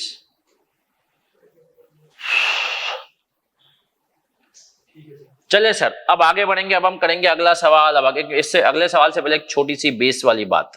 क्या बेस वाली बात है सर? क्या क्या क्या क्या गुडविल नेगेटिव हो सकती है? नेगेटिव हो सकती है, यस सर। अब रिसेंट देखो, प्रैक्टिकल एक्सपोजर कोशिश करूंगा FFR में साथ दूं। सब बच्चे काम करेंगे घर पे जाकर के JS बैंक के 2024 के, हाँ 24 ही खत्म हुआ है, 24 या 23 के फाइनेंशियल स्टेटमेंट्स देखेंगे। JS बैंक ने अभी आपके मुल्क में, पाकिस्तान, सही है, मुमलिकत इस्लामी मुमलिकत पाकिस्तान के अंदर JS बैंक ने अक्वायर किया है बैंक इस्लामी को, और उसके ऊपर नेगेटिव गुडविल आई है। क्या आई है सर? नेगेटिव गुडविल आई है। क्या हम यहां तक क्लियर हैं? चलें सर, तो गुडविल नेगेटिव कब होती है सर? 2-3 वजह से। देखो, एक होती है बैंक जैसे में सस्ते में सौदा तो कर लिया, लेकिन प्रैक्टिकल लाइफ में, अब प्रैक्टिकल है आसिफ भाई, तो हमने कहा सर गुडविल नेगेटिव तब होगी जब ये खास तौर पर जो रिसीवेबल्स होते हैं ना, वो मसला करता है। अब आप में से जो लोग बैंक्स के ऑडिट करेंगे, सही है ना, और ना भी करें तो आपके सिलेबस में बैंक का थोड़ा बहुत है, तो उसमें एक बैंक में एक होता है non performing loans and advances.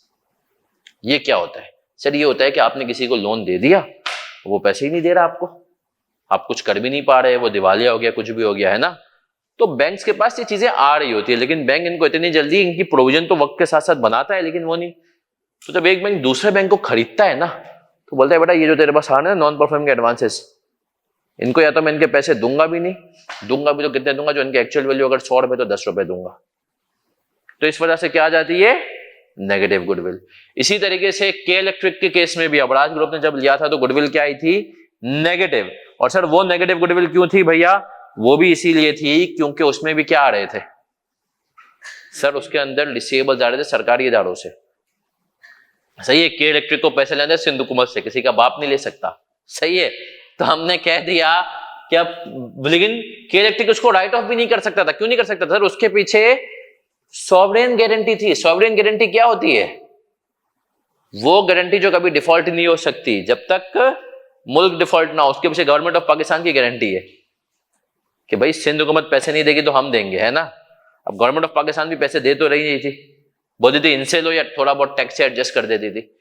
तो इस वजह से नेगेटिव गुडविल अराइज हो जाती है प्रैक्टिकल लाइफ में। या गुडविल नाम इतना बदनाम हो जाए तो गुडविल क्या हो जाए? नेगेटिव। जैसे अब एक कंपनी थी कुछ टाइम पहले हमारे मुल्क के अंदर, कराची में, उसका ऑफिस था एग्जैक्ट का नाम बदनाम था उसके, हाँ जो वो, सही है ना। तो हमने कहा सर ये आ जाती है क्या? Negative goodwill. अब जो अगला सवाल है, सवाल का नाम है हैसल। क्या नाम है सर? हैसल और स्ट्राइफ, ये सवाल है हमारे सामने। इसकी भी हमें कंसोलिडेटेड बनानी आ जाए सर। इसको भी पहले हम जो है अपने पास एक्सेल में डालते हैं, और एक्सेल में सिर्फ इसलिए डालते हैं ताकि हम आपको जब शेयर करेंगे एक्सेल तो आपके पास सारी चीजें होनी चाहिए ना, कोई चीज आधी अधूरी नहीं होनी चाहिए।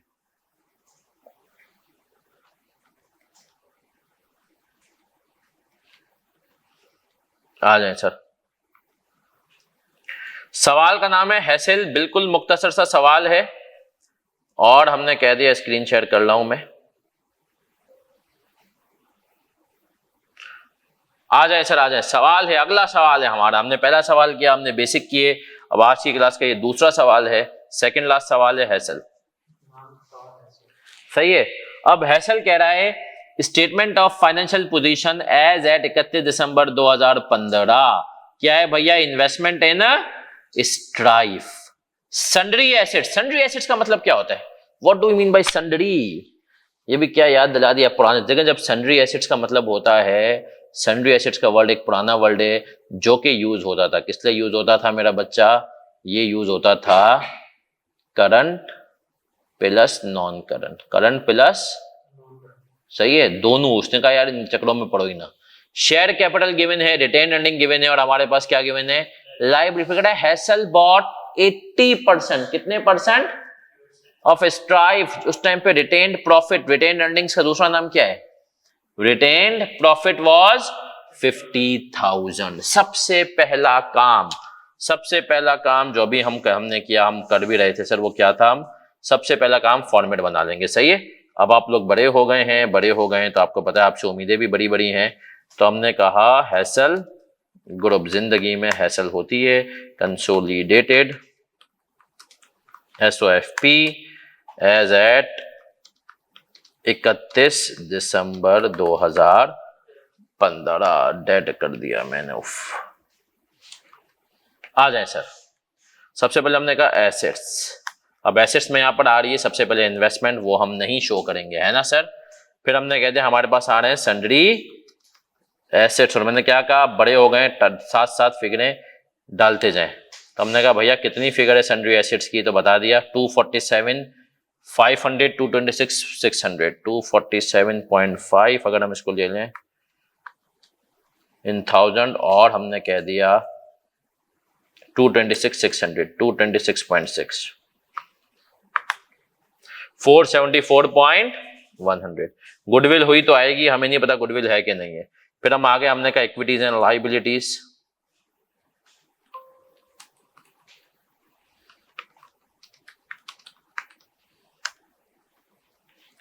आ जाए सर, आ जाए। शेयर कैपिटल सिर्फ किसका आएगा? पेरेंट का। अभी हमने पढ़ा है ना सर, 120। फिर और हमने कह दिया सर और क्या चीज है हमारे पास? रिटेन अर्निंग सिर्फ CRE के तौर पर आएगी, कंसोलिडेटेड रिटेन अर्निंग, और हमने कह दिया NCI आएगी, और हमारे पास क्या आ जाएगी? लाइबिलिटीज। कोई नॉन करंट नहीं, कुछ भी नहीं, डायरेक्ट आगे लाइबिलिटीज। वो कितनी है लाइबिलिटीज? हाँ जी, हमने कहा सर वो है हमारे पास 100 + 106.6।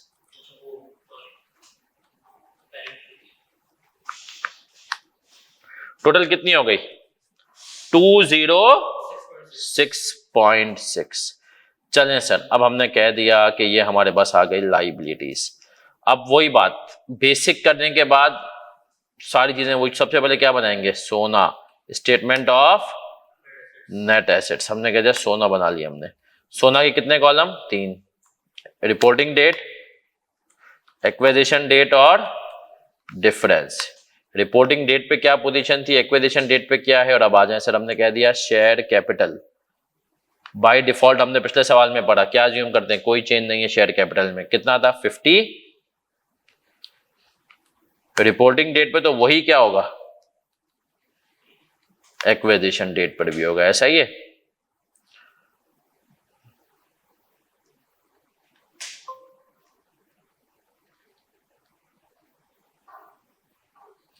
आ जाए सर। फिर हमने कह दिया सर रिटेन अर्निंग कितनी थी, इसे हमें बता दिया सवाल में। एक्विजिशन डेट पे कितनी है? एक्विजिशन डेट पे थी 50, उसमें 50 और आज है 70। तो हमने कह दिया सर 70 और 50।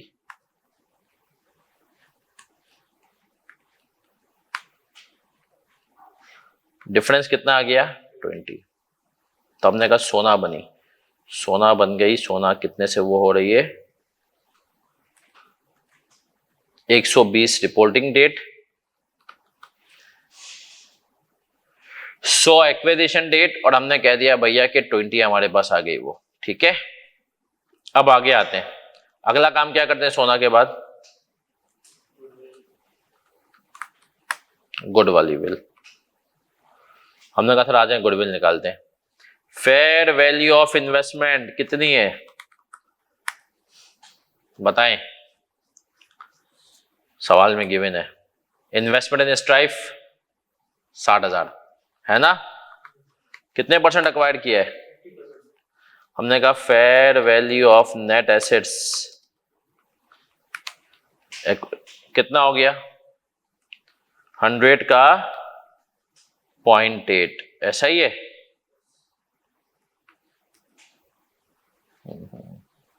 सही, इसको भी हम 60 ले लेते हैं, हमने क्यों पूरे। तो गुडविल कितनी आई 20 की, आगे नेगेटिव। सर इसकी एंट्रीज बना लें क्विकली। यस सर अभी बनाई थी हमने, फिर बना लेते हैं।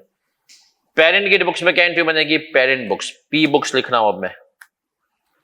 इन्वेस्टमेंट डेबिट सूदीदारा क्रेडिट कितने से 60, इधर देख लेंगे सब बच्चे। क्या सब्सिडी को एंट्री बनाएगी, नहीं सर, तो हमको एंट्री भी नहीं लिख रहे इसके। हमने कहा कंसोलिडेशन में क्या एंट्री बनेगी, बताएं जी। हमने कह दिया हम डेबिट करेंगे नेट एसेट्स को टोटल कितने से 80, गुडविल कितने से हो जाएगी, नहीं गुडविल अभी नहीं आती, इधर आ जाए, इधर आ जाए। हमने कहा इन्वेस्टमेंट कितने से होगी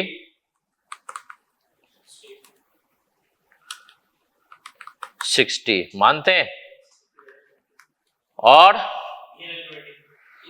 हमने कह दिया कि सर एनसीआई नहीं लेंगे हम, या नेट एसेट्स भी तो हम पूरे, हमने नेट एसेट्स पूरे लेते हैं ना, 100 लेते हैं हम। एनसीआई कितनी एक्विजिशन डेट पे, इधर देखना सर, हमने कह दिया नॉन कंट्रोलिंग इंटरेस्ट हमारे पास कितना है, अगर हमारा कितने परसेंट है 80% है, तो 100 का एनसीआई का कितना परसेंट होगा 20, कितना हो गया। अब आ जाए सर, देखें हमें फायदा हो गया। हमने कहा 60 रुपए देकर के चीजें कितने की मिल गई हैं 80 की, तो हमारा क्या फायदा हो गया, इसको हम कहते हैं प्रॉफिट एंड लॉस, या इसकी जगह हम करेंगे कंसोल, क्योंकि पीएनएल बना ली रहे तो कंसोलिडेटेड रिटेन अर्निंग में ले जाएंगे हम गुडविल नेगेटिव, कितनी ले जाएंगे 20। ये पेरेंट की याद रख लें, नेगेटिव गुडविल क्या होती है, लिख भी लें, पेरेंट की इमीडिएट इनकम क्या होती है, पेरेंट फौरन से इसको क्या बना लेगा, इनकम बना लेगा। क्या हम यहां तक क्लियर है मेरा बच्चा, हाँ जी। तो हमने कह दिया negative goodwill is parents immediate income. अब आ जाएं सब बच्चे, ये हो गया। अब अगला काम हम क्या करेंगे, एनसीआई नॉन कंट्रोलिंग इंटरेस्ट, इसकी एंट्रीज अगर आप लोग देखना चाहें तो एनसीआई कितनी आएगी, मेथड 2 से कर लेते हैं डायरेक्ट, है ना। कैसे निकालते हैं, subsidiary retain earning multiply by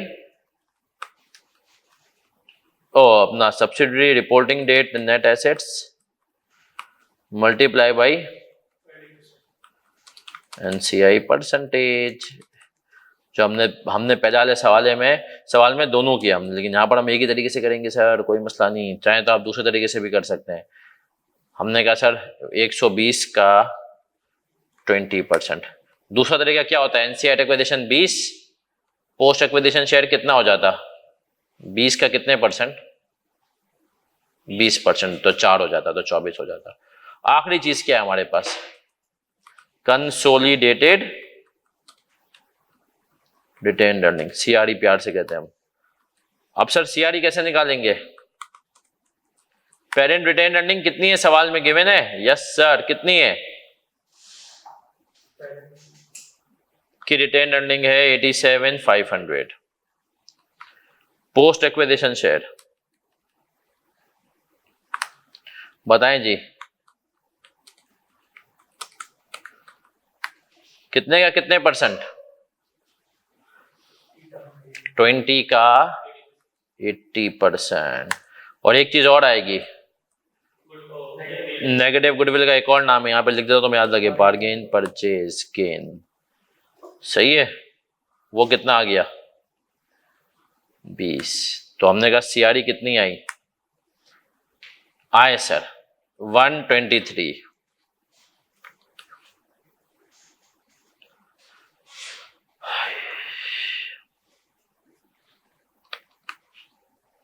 अब सब बच्चे इधर देखेंगे, मेरा बच्चा कॉपी कोई नहीं करेगा, सबकी तवज्जो इधर।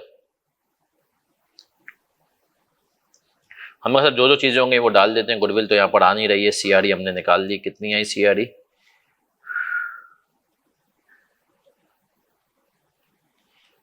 123.5। एनसीआई कितनी आई वो भी हमने निकाल ली 24। तो हमने कह दिया सर टोटल अगर हम सम करें तो यहां पर बैलेंस शीट कितने से टाई होगी 474.1। तो सर ये बेसिक सवाल सिर्फ पेपर में यकीन माने बिल्कुल ऐसा नहीं आएगा। सही है, ये सिर्फ आपको क्या किया जा रहा है, आप बड़े हो गए है ना सर, ये सिर्फ आपको रिवाइज कराया जा रहा है जो बचपन में आप पढ़ चुके हैं, है ना। तो ये सवाल का अगर किसी को फोटो लेनी हो, स्क्रीनशॉट लेना हो तो ये लें। ये आसान से सवालात हैं, सिर्फ सोना वाले मेथड से एक ही क्लास में इंशाल्लाह। जिन बच्चों ने इस मेथड से नहीं पढ़ा है, जिन्होंने लंबे मेथड से पढ़ी है कंसोलिडेशन, उनके लिए भी जिंदगी यहां पर आसान हो जाएगी।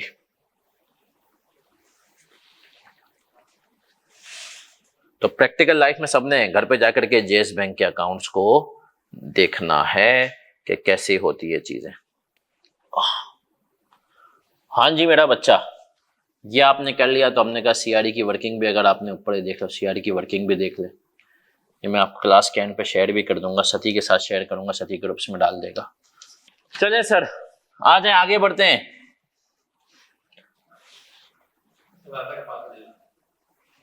Recording in progress. Converge to आ रहा होगा, यही है, कन्वर्ज @KNS 2025। ये वाईफाई का पासवर्ड है। हाँ छोटा है सी, KNS 2025। देखो ये चल रहा है।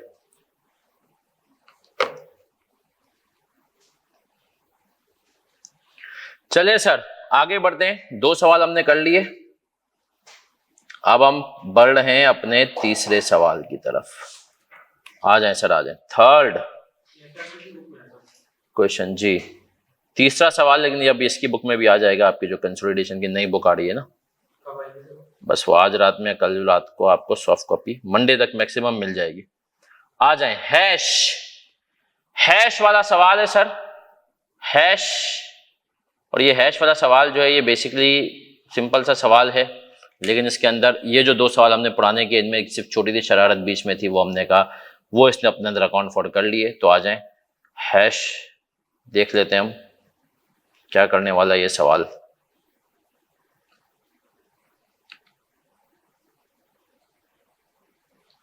आए सर आए। तो next question goes like this, hash.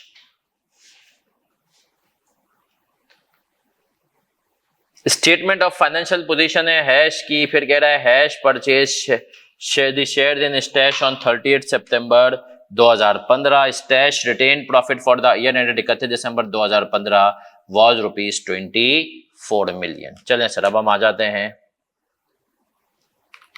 Consolidated Hash group.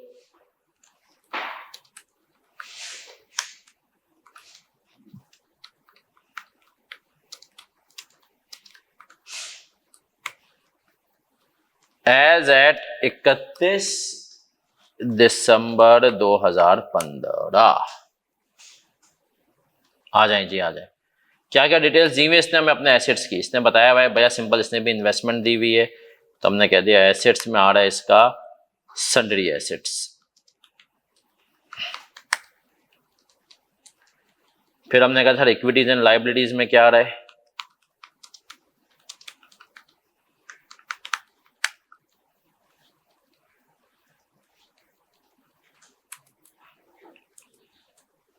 Share capital, retained earning और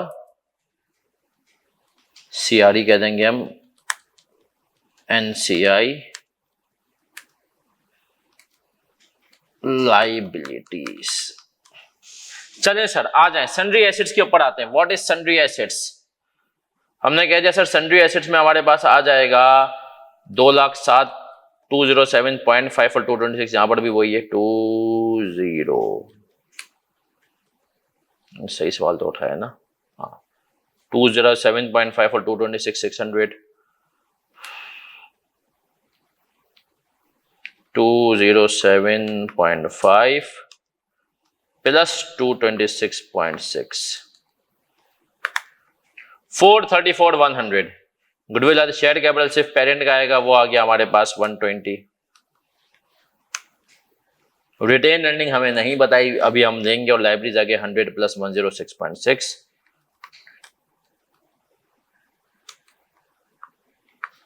अब सर आ जाए, सबकी तवज्जो इधर। सबसे पहला काम हम इसमें बनाएंगे सोना। रिपोर्टिंग डेट, एक्विजिशन डेट और डिफरेंस। सही है। हमने कह दिया सर रिपोर्टिंग डेट हो गई, एक्विजिशन डेट का कॉलम हो गया और डिफरेंस वाला कॉलम हो गया। शेयर कैपिटल कितना है भैया? 50। ये 50 होगा।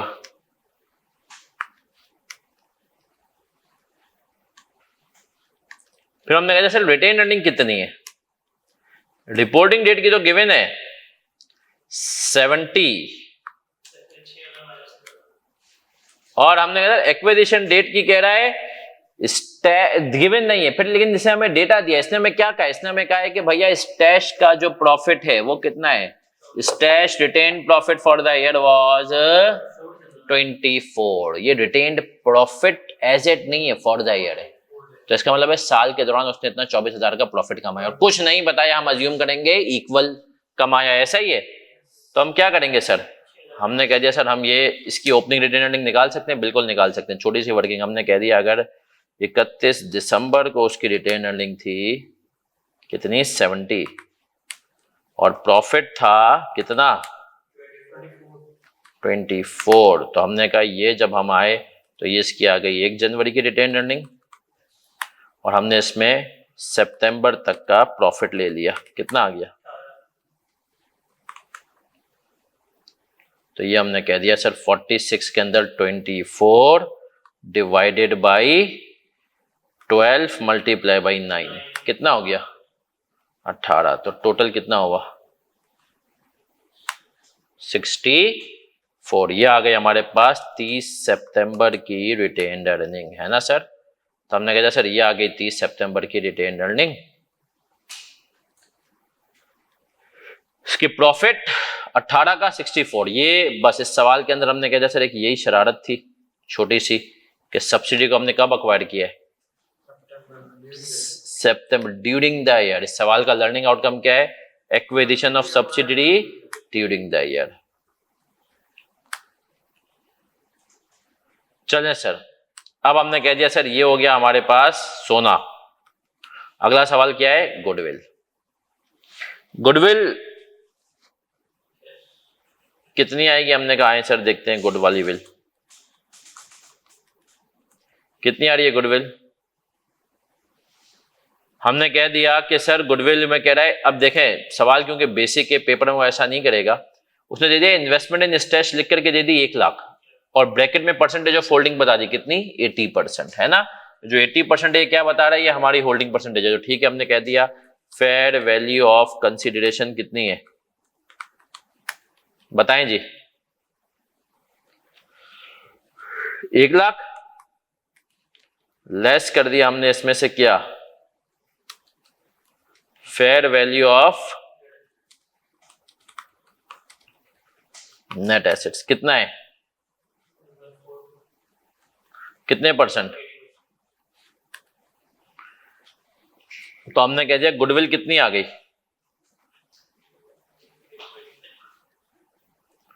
गुडविल आ गई 8.8 बेसिकली। आ जाए सर, अगला काम क्या करेंगे?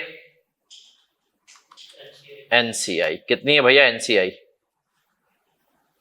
हमने कह दिया डायरेक्ट रिपोर्टिंग डेट के net assets multiply by NCI percentage 20।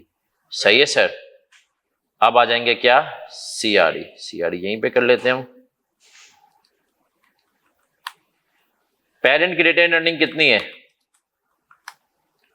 बताएं, सवाल में गिवन है सर, कितनी गिवन है देख लेते हैं। हमने कहा पेरेंट की रिटेन अर्निंग गिवन है 87.5। पोस्ट एक्विजिशन शेयर कितना है,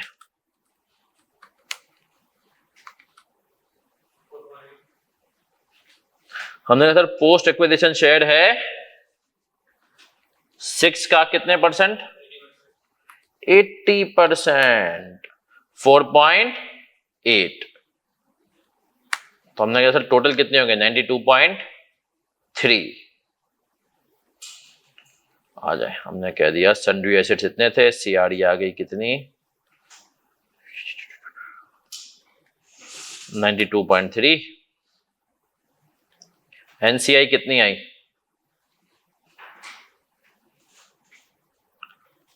24।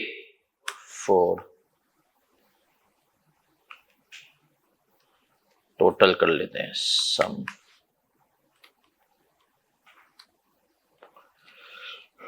नहीं एक चेंज इसलिए आएगा, गुडविल नहीं डाली हमने अभी भाई। गुडविल कितनी है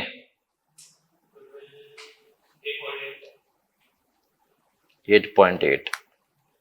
तो टोटल किया हमने 442.9 से सर हमारी बैलेंस शीट क्या हो गई। चलें सर, तो अब बेसिकली हमने कहा सर आज की जो क्लास थी इसके अंदर हमने क्या चीजें देखी। आज की क्लास के अंदर हम देखें समराइज करें तो हमने अभी सोना बिल्कुल बेसिक विदाउट एनी एडजस्टमेंट देखा है। जो भी एडजस्टमेंट सब्सिडी की होंगी वो हम सोना में ही डालेंगे, जो कि हम सवालात में अब देखते जाएंगे। ठीक है सर। तो आज की जो क्लास थी ना, इस क्लास में हमने सिर्फ और सिर्फ एक तरह से बेसिक आपको रिवाइज कराया। सही है, क्विकली अगर हम खुद रिवाइज करें before we come to story point, तो हमने कहा सर सबसे पहले हमने क्या किया आज की क्लास में बताएं। हमने सबसे पहले हमने सर पढ़ा 2 वजह से करते हैं 50% से ज्यादा है मेजॉरिटी इन बीओडी। फिर मैंने आपको एक एग्जांपल दी थी मिस्टर ए की, प्रैक्टिकल लाइफ की एग्जांपल की कोशिश करूंगा डिस्कस करते जाऊं। मिस्टर ए है और वो एग्जांपल क्या थी सर आज की क्लास में, अगर हम बिल्कुल ऊपर चले जाए है ना सर, होम रन पे जाए हम, तो हमने कहा वो एग्जांपल हमारे पास आ रही थी कि मिस्टर ए है भैया हमारे पास, सही है, और मिस्टर ए है वो 2 कंपनीज में उनकी होल्डिंग है, कंपनी ए और कंपनी बी। अब मिस्टर ए जो है, हमें लगता है हमने मिस्टर ए को छुपा दिया अपने उसके अंदर, जब हमने कुछ लाइनें हाइड वाइड शायद की हैं तो उसके अंदर। अब सर मिस्टर ए जो है ना, मिस्टर ए की 2 कंपनियों में होल्डिंग थी, कंपनी ए और कंपनी बी है। तो हमने एग्जांपल दे पढ़ा कि हमने कहा जो मिस्टर ए को है क्या कंसोलिडेशन करने की जरूरत है कंपनी ए को कंपनी बी से। मिस्टर ए की एक कंपनी में 100% होल्डिंग थी, दूसरी में कितनी थी 53%। तो हमने क्या उनको कंसोलिडेशन करने की जरूरत है, तो इसका जवाब क्या निकल करके आया था सर कि नहीं। नॉर्मल हालात में देखिए मिस्टर ए एक कंपनी में 100% करते हैं, दूसरे में 53, तो अब क्या कंपनी और कंपनी बी आपस में पेरेंट और सब्सिडरी बन गई? तो नॉर्मल हालात में हमने कहा नहीं बनेंगी, लेकिन इसका दूसरा जवाब क्या था कि हाँ अगर ऐसा सीन है, कैसा सीन है कि कंपनी ए ने पास्ट में कंपनी बी पे इन्फ्लुएंस चलाया और यूजिंग मिस्टर ए, तो कंसोलिडेशन करेंगे। ये सवाल प्रैक्टिकल लाइफ का सवाल है, मुझसे मेरे एक दोस्त ने पिछले हफ्तों में पूछा। ठीक है, फिर हमने कहा कंसोलिडेशन की एक्सेप्शन क्या है, तो हमने कहा 3 कंडीशंस हैं वैसे तो, कि एक कंपनी कंसोलिडेशन फिर ना करे तो भी चलेगा। पहली कंडीशन क्या है सर कि लिस्टेड और अबाउट टू बी लिस्ट ना हो, दूसरी एनसीआई को एतराज ना हो कंसोलिडेशन ना करने पर, और तीसरी थी कि अल्टीमेट पेरेंट फाइनेंशियल्स बना रहा हो। ये वैसे एफएआर 2 लेवल पे भी है। फिर सर हमने ये भी पढ़ा कि हमें जो है क्या करना है सर, एसेट्स और लायबिलिटीज जो है, नेट एसेट्स मतलब इक्विटी होता है, उसकी मदद से हम जा रहे होंगे चीजों में। फिर हमने हॉल वाला सवाल देखा, उसके अंदर हमने देखा कि किस तरीके से सोना वाले मेथड के थ्रू हमने वर्किंग्स की और बैलेंस शीट टाई की। फिर इसके बाद सर हमने जो है हैसल वाला सवाल देखा, उसके अंदर नेगेटिव गुडविल आई। हमने नेगेटिव गुडविल के बारे में पढ़ा कि नेगेटिव गुडविल क्या होती है, इमीडिएट इनकम होती है, और कोई भी गुडविल का केस हो सब्सिडी अपनी बुक्स में कोई भी एंट्री नहीं बना रही होती। और फिर हमने एक आखिरी सवाल देखा सर आज का, हैश वाला, और हैश वाले सवाल में हमने क्या पढ़ा, हैश वाले सवाल के अंदर हमने पढ़ा कि मिड ईयर एक्विजिशन होगी तो आपको रिटेन अर्निंग निकालनी पड़ सकती है। तो सर बेसिकली ये जो आज की क्लास का जो मेन मकसद था, फोकस था, वो यही था कि आप लोगों को पिछला जो कंसोलिडेशन थी, सही है, बचपन में जो आपने पढ़ी थी, सही है ना, उसको क्विकली उसके कॉन्सेप्ट को रिवाइज करना। हमने ये भी देख लिया कि एसेट और लायबिलिटीज को तो ऐड करते हैं, इक्विटी को हम ऐड नहीं करते। एनसीआई कहाँ शो हो रही होती है? बिटवीन इक्विटी और लायबिलिटी के अंदर एनसीआई शो हो रही होती है। फिर एक और चीज, पहले अब हम फॉर्मेट बनाएंगे और फिर हम क्या कर रहे होंगे सर? वर्किंग्स कर रहे होंगे, ताकि पेपर में भी टाइम बचे हमारा, हमारी आदत हुई हो, ठीक है सर, फॉर्मेट के मार्क्स हो जाएं। चलिए सर, आज की क्लास इतनी। अब आपने करना क्या, थोड़ा पढ़ाई के हवाले से गाइड। जिन बच्चों के पास अभी टाइम है, देखें अभी जो बच्चे फर्म में हैं और इवन जो बच्चे इंडस्ट्री में भी हैं, सही है ना, फर्म वाले बच्चों के पास अभी टाइम थोड़ा ज्यादा होगा, क्योंकि अभी ऑडिट इफेक्टिवली शुरू नहीं हुए होंगे। क्लाइंट्स ने आपको या तो बुला लिया होगा, डेटा नहीं दिया होगा। वो कोशिश ये करें IFRS 15 की रिकॉर्डिंग शुरू कर दें, कंसल्टेशन अब हमारे साथ रखें। जिन बच्चों की IFRS 15 थोड़ा टाइम लेगा लेने में, वो IFRS 15 खत्म हो जाए, फिर वो बच्चे आप जो हैं शुरू कर दें अपने पास IFRS 2, IFRS 5 वगैरह, ये टॉपिक शुरू करें, ठीक है। जहां आपको लगे कि कोई ऐसा टॉपिक है, फॉर एग्जाम्पल के आप सीजन में फंस गए, अब आप बहुत ज्यादा आपको पढ़ने का टाइम नहीं मिल रहा, तो फिर आप लोगों को मेरी एडवाइस ये होगी कि मेरा बच्चा, कि आप हजरात जो है कोई छोटा टॉपिक उठा के शुरू कर दें। IFRS 5 एक छोटा टॉपिक है हमारा, ठीक है ना, उसको आप लोगों ने शुरू कर दिया है। इसी तरीके से आप लोगों को कुछ छोटे टॉपिक अभी पोर्टल पे लगना शुरू हो जाएंगे, IAS 19 वगैरह, वो शुरू कर दे। लेकिन जहां ये फीलिंग आए कि यार अब कहाँ फंस गए, हम सीजन में फंस गए हैं, तो सर लेकर के साथ चलेंगे तो अच्छा ही, नहीं तो फिर एंड में क्या होता है, बर्डन बहुत ज्यादा हो जाता है और CA फाइनल का बॉल गेम बहुत डिफरेंट है। ये आपको मेरा बच्चा किस तरीके से आपके 2-3 महीने गुजर जाएंगे, ऐसा हो सकता है, पैनिक नहीं करना है कि आप 1-2 महीने तक पढ़ ही ना सकें, आप कुछ भी ना पढ़ सकें, इतना काम का प्रेशर हो, घबराना नहीं है। लेकिन मेक श्योर करनी है कि कम से कम, देखें कंसल्टेंट की हफ्ते में 1 क्लास हो रही है, इसकी पेस इतनी नहीं है, तो आप साथ साथ रखेंगे, लेकिन अदर देन दैट, ठीक है, वो आप कर सकते हैं। बिस्मा बेटा मुझे मैसेज कर दे तो मैं आपको इसकी स्ट्रेटेजी अलग से बता दूंगा कि बेसिकली दिसंबर 25 वाले बच्चों को क्या टाइम रखने करने चाहिए ना सर। तो आज की क्लास हम यही तक रखेंगे, क्विकली आ जाते हैं सर स्टोरी टाइम पर और बात जाते हैं फर्म की लाइफ। फर्म की लाइफ होती है, और मैं आपको बता दूं मेरे पास मेरे बहुत सारे अच्छे अच्छे बच्चों के मैसेजेस खुद के भी आते हैं, और कभी कभी होता ये भी है कि उनके जूनियर्स भी शिकायत करते हैं, वो बोलते हैं, कभी कभी होता है कि जैसे हम कैफ में पढ़ा रहे होते हैं और क्लासों में नाम चले जाता है ना, तो बच्चे जो है ना, जूनियर्स वगैरह भी ये शिकायत करते हैं कि सर ये आपका एक स्टूडेंट था और आपने तो क्लासों में इसकी इतनी तारीफ की थी, और ये फर्म में सबसे खड़ूस इंसान है, और ये बच्चों को चेंज होते देखा है। देखें सर, फर्म की जिंदगी ना कहीं आपके ऊपर इम्पैक्ट डालेगी, ये कुछ बच्चों के ऊपर डालना शुरू कर दी हुई होगी, और जिन बच्चों को फर्म में गए हुए ज्यादा टाइम, यूजुअली बच्चे जब FFR पढ़ रहे होते हैं, अब पता नहीं ना कौन कंसोलिडेशन का लेक्चर कब ले, तो उनको थोड़ा टाइम हो चुका हुआ होता है। जब उनको ये टाइम हो चुका हुआ होता है तो चेंज होना शुरू हो चुकी होती है। आपकी नेचुरली मेंटली रेडी रहना, आपकी दोस्तियां चेंज होंगी आहिस्ते आहिस्ते, सही है। जो बच्चे दोस्त आपके कैफ के करीब होते थे, सही है, वो अब आप देखेंगे कि सर आहिस्ते आहिस्ते अब आपके फर्म के दोस्त ज्यादा आपसे करीब हो रहे हैं। दूसरी तरफ मैनेजर टॉक्सिक मिल गया, सीनियर टॉक्सिक मिल गया, तो आपकी पर्सनैलिटी में डर बैठेगा, ठीक है, आप डरना शुरू कर देंगे।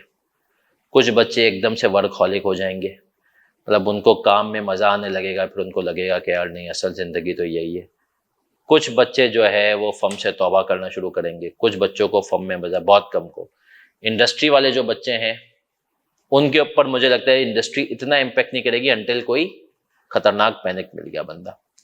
लेकिन सर एक बात हावी नहीं होने देना, फर्म में रह करके एक जो स्टोरी टाइम की बात करूंगा, पहली बात यही है, झूठ से बचना मुश्किल हो जाएगा, लेकिन बचना। मैं आपको एग्जांपल देता हूं, मेरे साथ भी हुआ फर्म के, मुझे एक फील ऐसा आया कि 1.5-2 साल में मैं बहुत झूठा हो गया।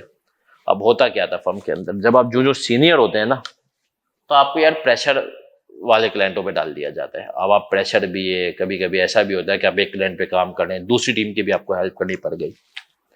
PwC में वैसे कम होता है, KPMG में भी कम होता है, EY वगैरह में भी, लेकिन BDO में बहुत कॉमन है। सही है, BDO में सीनियर लोग जो हैं वो एक वक्त में अक्सर 2-2 क्लाइंट देख रहे होते हैं एक्सटर्नल ऑडिट में। सेम गोज, एक बच्चा मुझे मिला एक और फर्म का, हारून जकरिया का। उसने बोला सर मैंने ना अभी पिछले 1 साल के अंदर 24 क्लाइंट किए। कितने क्लाइंट किए? मैंने अपनी पूरी आर्टिकल्स में ना सब मिला जुला करके जो ना 24 किए होंगे, अगर किए होंगे। सही है ना? क्योंकि सर हम PwC में अभी भी ऐसा होता है, एक बच्चा सब मिला जुला के असाइनमेंट बना के 24 से 25-30 करता होगा। ठीक है ना? मैंने बहुत सारे क्लाइंट 2 दफा भी किए। तो सर ये तब होगा क्या, जब आपके ऊपर ज्यादा प्रेशर होगा ना। अब आपके जूनियर का काम एक्सपेक्टेड था कि आप रिव्यू कर लेंगे, आपसे पूछा जाएगा तुमने इसका रिव्यू किया? आपने नहीं किया होगा। आप पहली दफा कह देंगे नहीं किया तो आपको जो सुनने को मिलेगी। तो अगली दफा आपने नहीं भी किया होगा तो आप क्या कह देंगे? कर लिया। कभी कभी कोई पॉइंट रिव्यू में आएगा, बोला यार तुम बताओ ये क्या हुआ था। अब होता ये था, अल्लाह माफ करे, हम भी करते, तब हमने कहा इन्होंने कौन सा पार्टनर ने या सीनियर मैनेजर ने जाकर के वेरीफाई करना है। तो वहीं पे हम एक पूरी कहानी बना लेते थे। अच्छा ये यार ये एक्सपेंस इसलिए हुआ है कि उनका वहां पर प्लांट के अंदर इस महीने में ये जो चीज है ये खराब हो गई थी तो इसको सही करने में, हालांकि ऐसा। पर पॉइंट होता है कि यार इनिशियल हो नहीं है, कल एक खर्चा आ गया। अब आपका कोई टीम मेंबर है, यूजुअली टीम मेंबर ने देखा नहीं है उसके, ना आपने उससे रिव्यू में पूछ पाया, अब एकदम से वो चीज आपके दिमाग से निकली। अब आप इस किस्म के झूठ बहुत होते हैं। फिर एक झूठ का बड़ा कॉमन फैक्टर होता है फर्म में, इंडस्ट्री में, दोनों जगह होता है ये। छुट्टी कर ली किसी भी वजह से, लेकिन ऊपर मैंने कहा ना खड़ूस बनता है, तो आप लोग कोई झूठा बहाना बनाएंगे। अब कोशिश ये करनी है झूठ से बचना है। अब झूठ से बचने का तरीकाकार क्या होगा? तरीकाकार ये होगा कि, और ये रिव्यू के टाइम पे बहुत झूठ होता है। आपने अपना एरिया जो भी किया हुआ हो ना, चाहे फर्म में हो इंडस्ट्री में, आपने जो भी काम किया, आपका उसकी पूरी लॉजिक पता हो क्या है कैसे है, तो आपको लगे ना यार कोई ऐसी चीज है जहां पर आपको गाइड कर देना चाहिए। और खुद का जब रिव्यू आपको कोई सीनियर करे ना तो उसको खुद से बता दें आइटम्स के, यार देखो ये चीजें हैं, समरी बता दो कहिए, ताकि सीनियर के दिमाग में भी हो जाए जब वो आगे आपका काम रिव्यू। क्योंकि बहुत सारी जगहों पर पार्टनर डायरेक्ट ट्रेनी लेवल पे आके रिव्यू नहीं करेगा, वो करेगा असिस्टेंट मैनेजर से, मैनेजर से। सही है? या इवन मैनेजर भी जॉब इंचार्ज को बोलेगा यार बच्चे का एरिया तू ही दिखा दे, जूनियर लेवल पे। तो उस स्टेज पर आपने खुद फीड कर देना उसको खुद से कि देखें मैंने ये एरिया क्या है, इसके अंदर ये टेक्निकल पॉइंट्स है, दैट्स इट। वो आपसे बंदा भी खुश हो जाएगा। और कहीं आपको लगे कि यार जॉब इंचार्ज फंस रहा है और आपके सामने फंस रहा है, तो लुकमा भी दे दें, बोल भी दें कि इस एरिया में ये था। ये काम करें, झूठ से बचें। प्रेशर इन्वायरमेंट आएगा, कोई आपको कोई कुछ कह दे, घबराई नहीं, प्रेशर में हो जाता है उनसे, बाद में उस बंदे को रियलाइज करवा दें। और जो एक बात इंपॉर्टेंट, कोशिश करें कि शुरू के 1-1.5 साल में परसेप्शन फर्म के अंदर अपना ऐसा बना लें कि लोग बोले ये बच्चा बहुत काम करने वाला है, ये बच्चा बहुत मेहनती है, तेज है, ताकि आप 2-2.5-3 सालों में उसी परसेप्शन की बेस पर ठंड मचाएं। मतलब आपको क्लाइंट भी अच्छे मिलेंगे और चीजें होंगी। इसी तरीके से इंडस्ट्री में भी जाएं तो इंडस्ट्री में भी मैंने कहा ना अपना परसेप्शन, इंडस्ट्री में डिपार्टमेंट रोटेट होते हैं, तो दूसरे डिपार्टमेंट वाला बोले कि यार ये बच्चा बहुत तेज है, इसको मुझे चाहिए, तो रोटेशन में आपको मांगे। और याद रखें को अंडरस्टैंडिंग जितनी अच्छी लेंगे ना चीजों की, चाहे आप ऑडिट में इंडस्ट्री में पहली दफा में, वो अच्छा है। कभी कभी हम चीजों को सही से अंडरस्टैंड नहीं करते शुरू में, हाँ हाँ हाँ हो जाएगा, सही है, वो अंडरस्टैंडिंग दे रहा है हमें क्लाइंट, जिसको आपको ना SOPs आपको बता रहा है, आपको वर्क फ्लोज बता रहा है, आपने कहा हो जाएगा, और आपका दिमाग कहीं और है। आपका दिमाग है कि यार आज घर पे जाके ये करना है, आज ये जाना है। तो पता है उससे अल्टीमेटली होगा ये कि बाद में जब आपको रिव्यू के टाइम पे कोई चीज पकड़ी गई, या आप से किसी ने आगे जाकर कोई चीज आपको समझ में नहीं है, आप क्लाइंट से जाकर के भी वापस पूछेंगे, और अगर इंडस्ट्री में सीनियर से जाके वापस पूछेंगे ना, वो आपको बोलेगा तो उस टाइम पे क्या कर रहा था। आपका एकदम से आप उसकी नजरों में 2-3 दर्जे गिर जाएंगे। कोशिश करें इन चीजों पे मेहनत करें, और टेंशन की बात नहीं, इंशाल्लाह फर्म की जिंदगी से देखें डरा है बहुत जाता है, लेट सेटिंग वगैरह मैं कहता हूँ होती है सीजन में, सही है, जून ईयर एंड पे थोड़ी ज्यादा होती है, लेकिन यकीन करें कि ठंड के पीरियड भी फर्म में आते हैं। फर्म में ठंड के पीरियड भी ऐसे होते हैं कि आप 15 दिन 30 दिन कोई काम ही नहीं होता है। वक्त की कदर करें। हम मिलेंगे इंशाल्लाह अगले हफ्ते। अपना ख्याल रखिएगा, दुआओं में याद रखिएगा। अल्लाह हाफिज।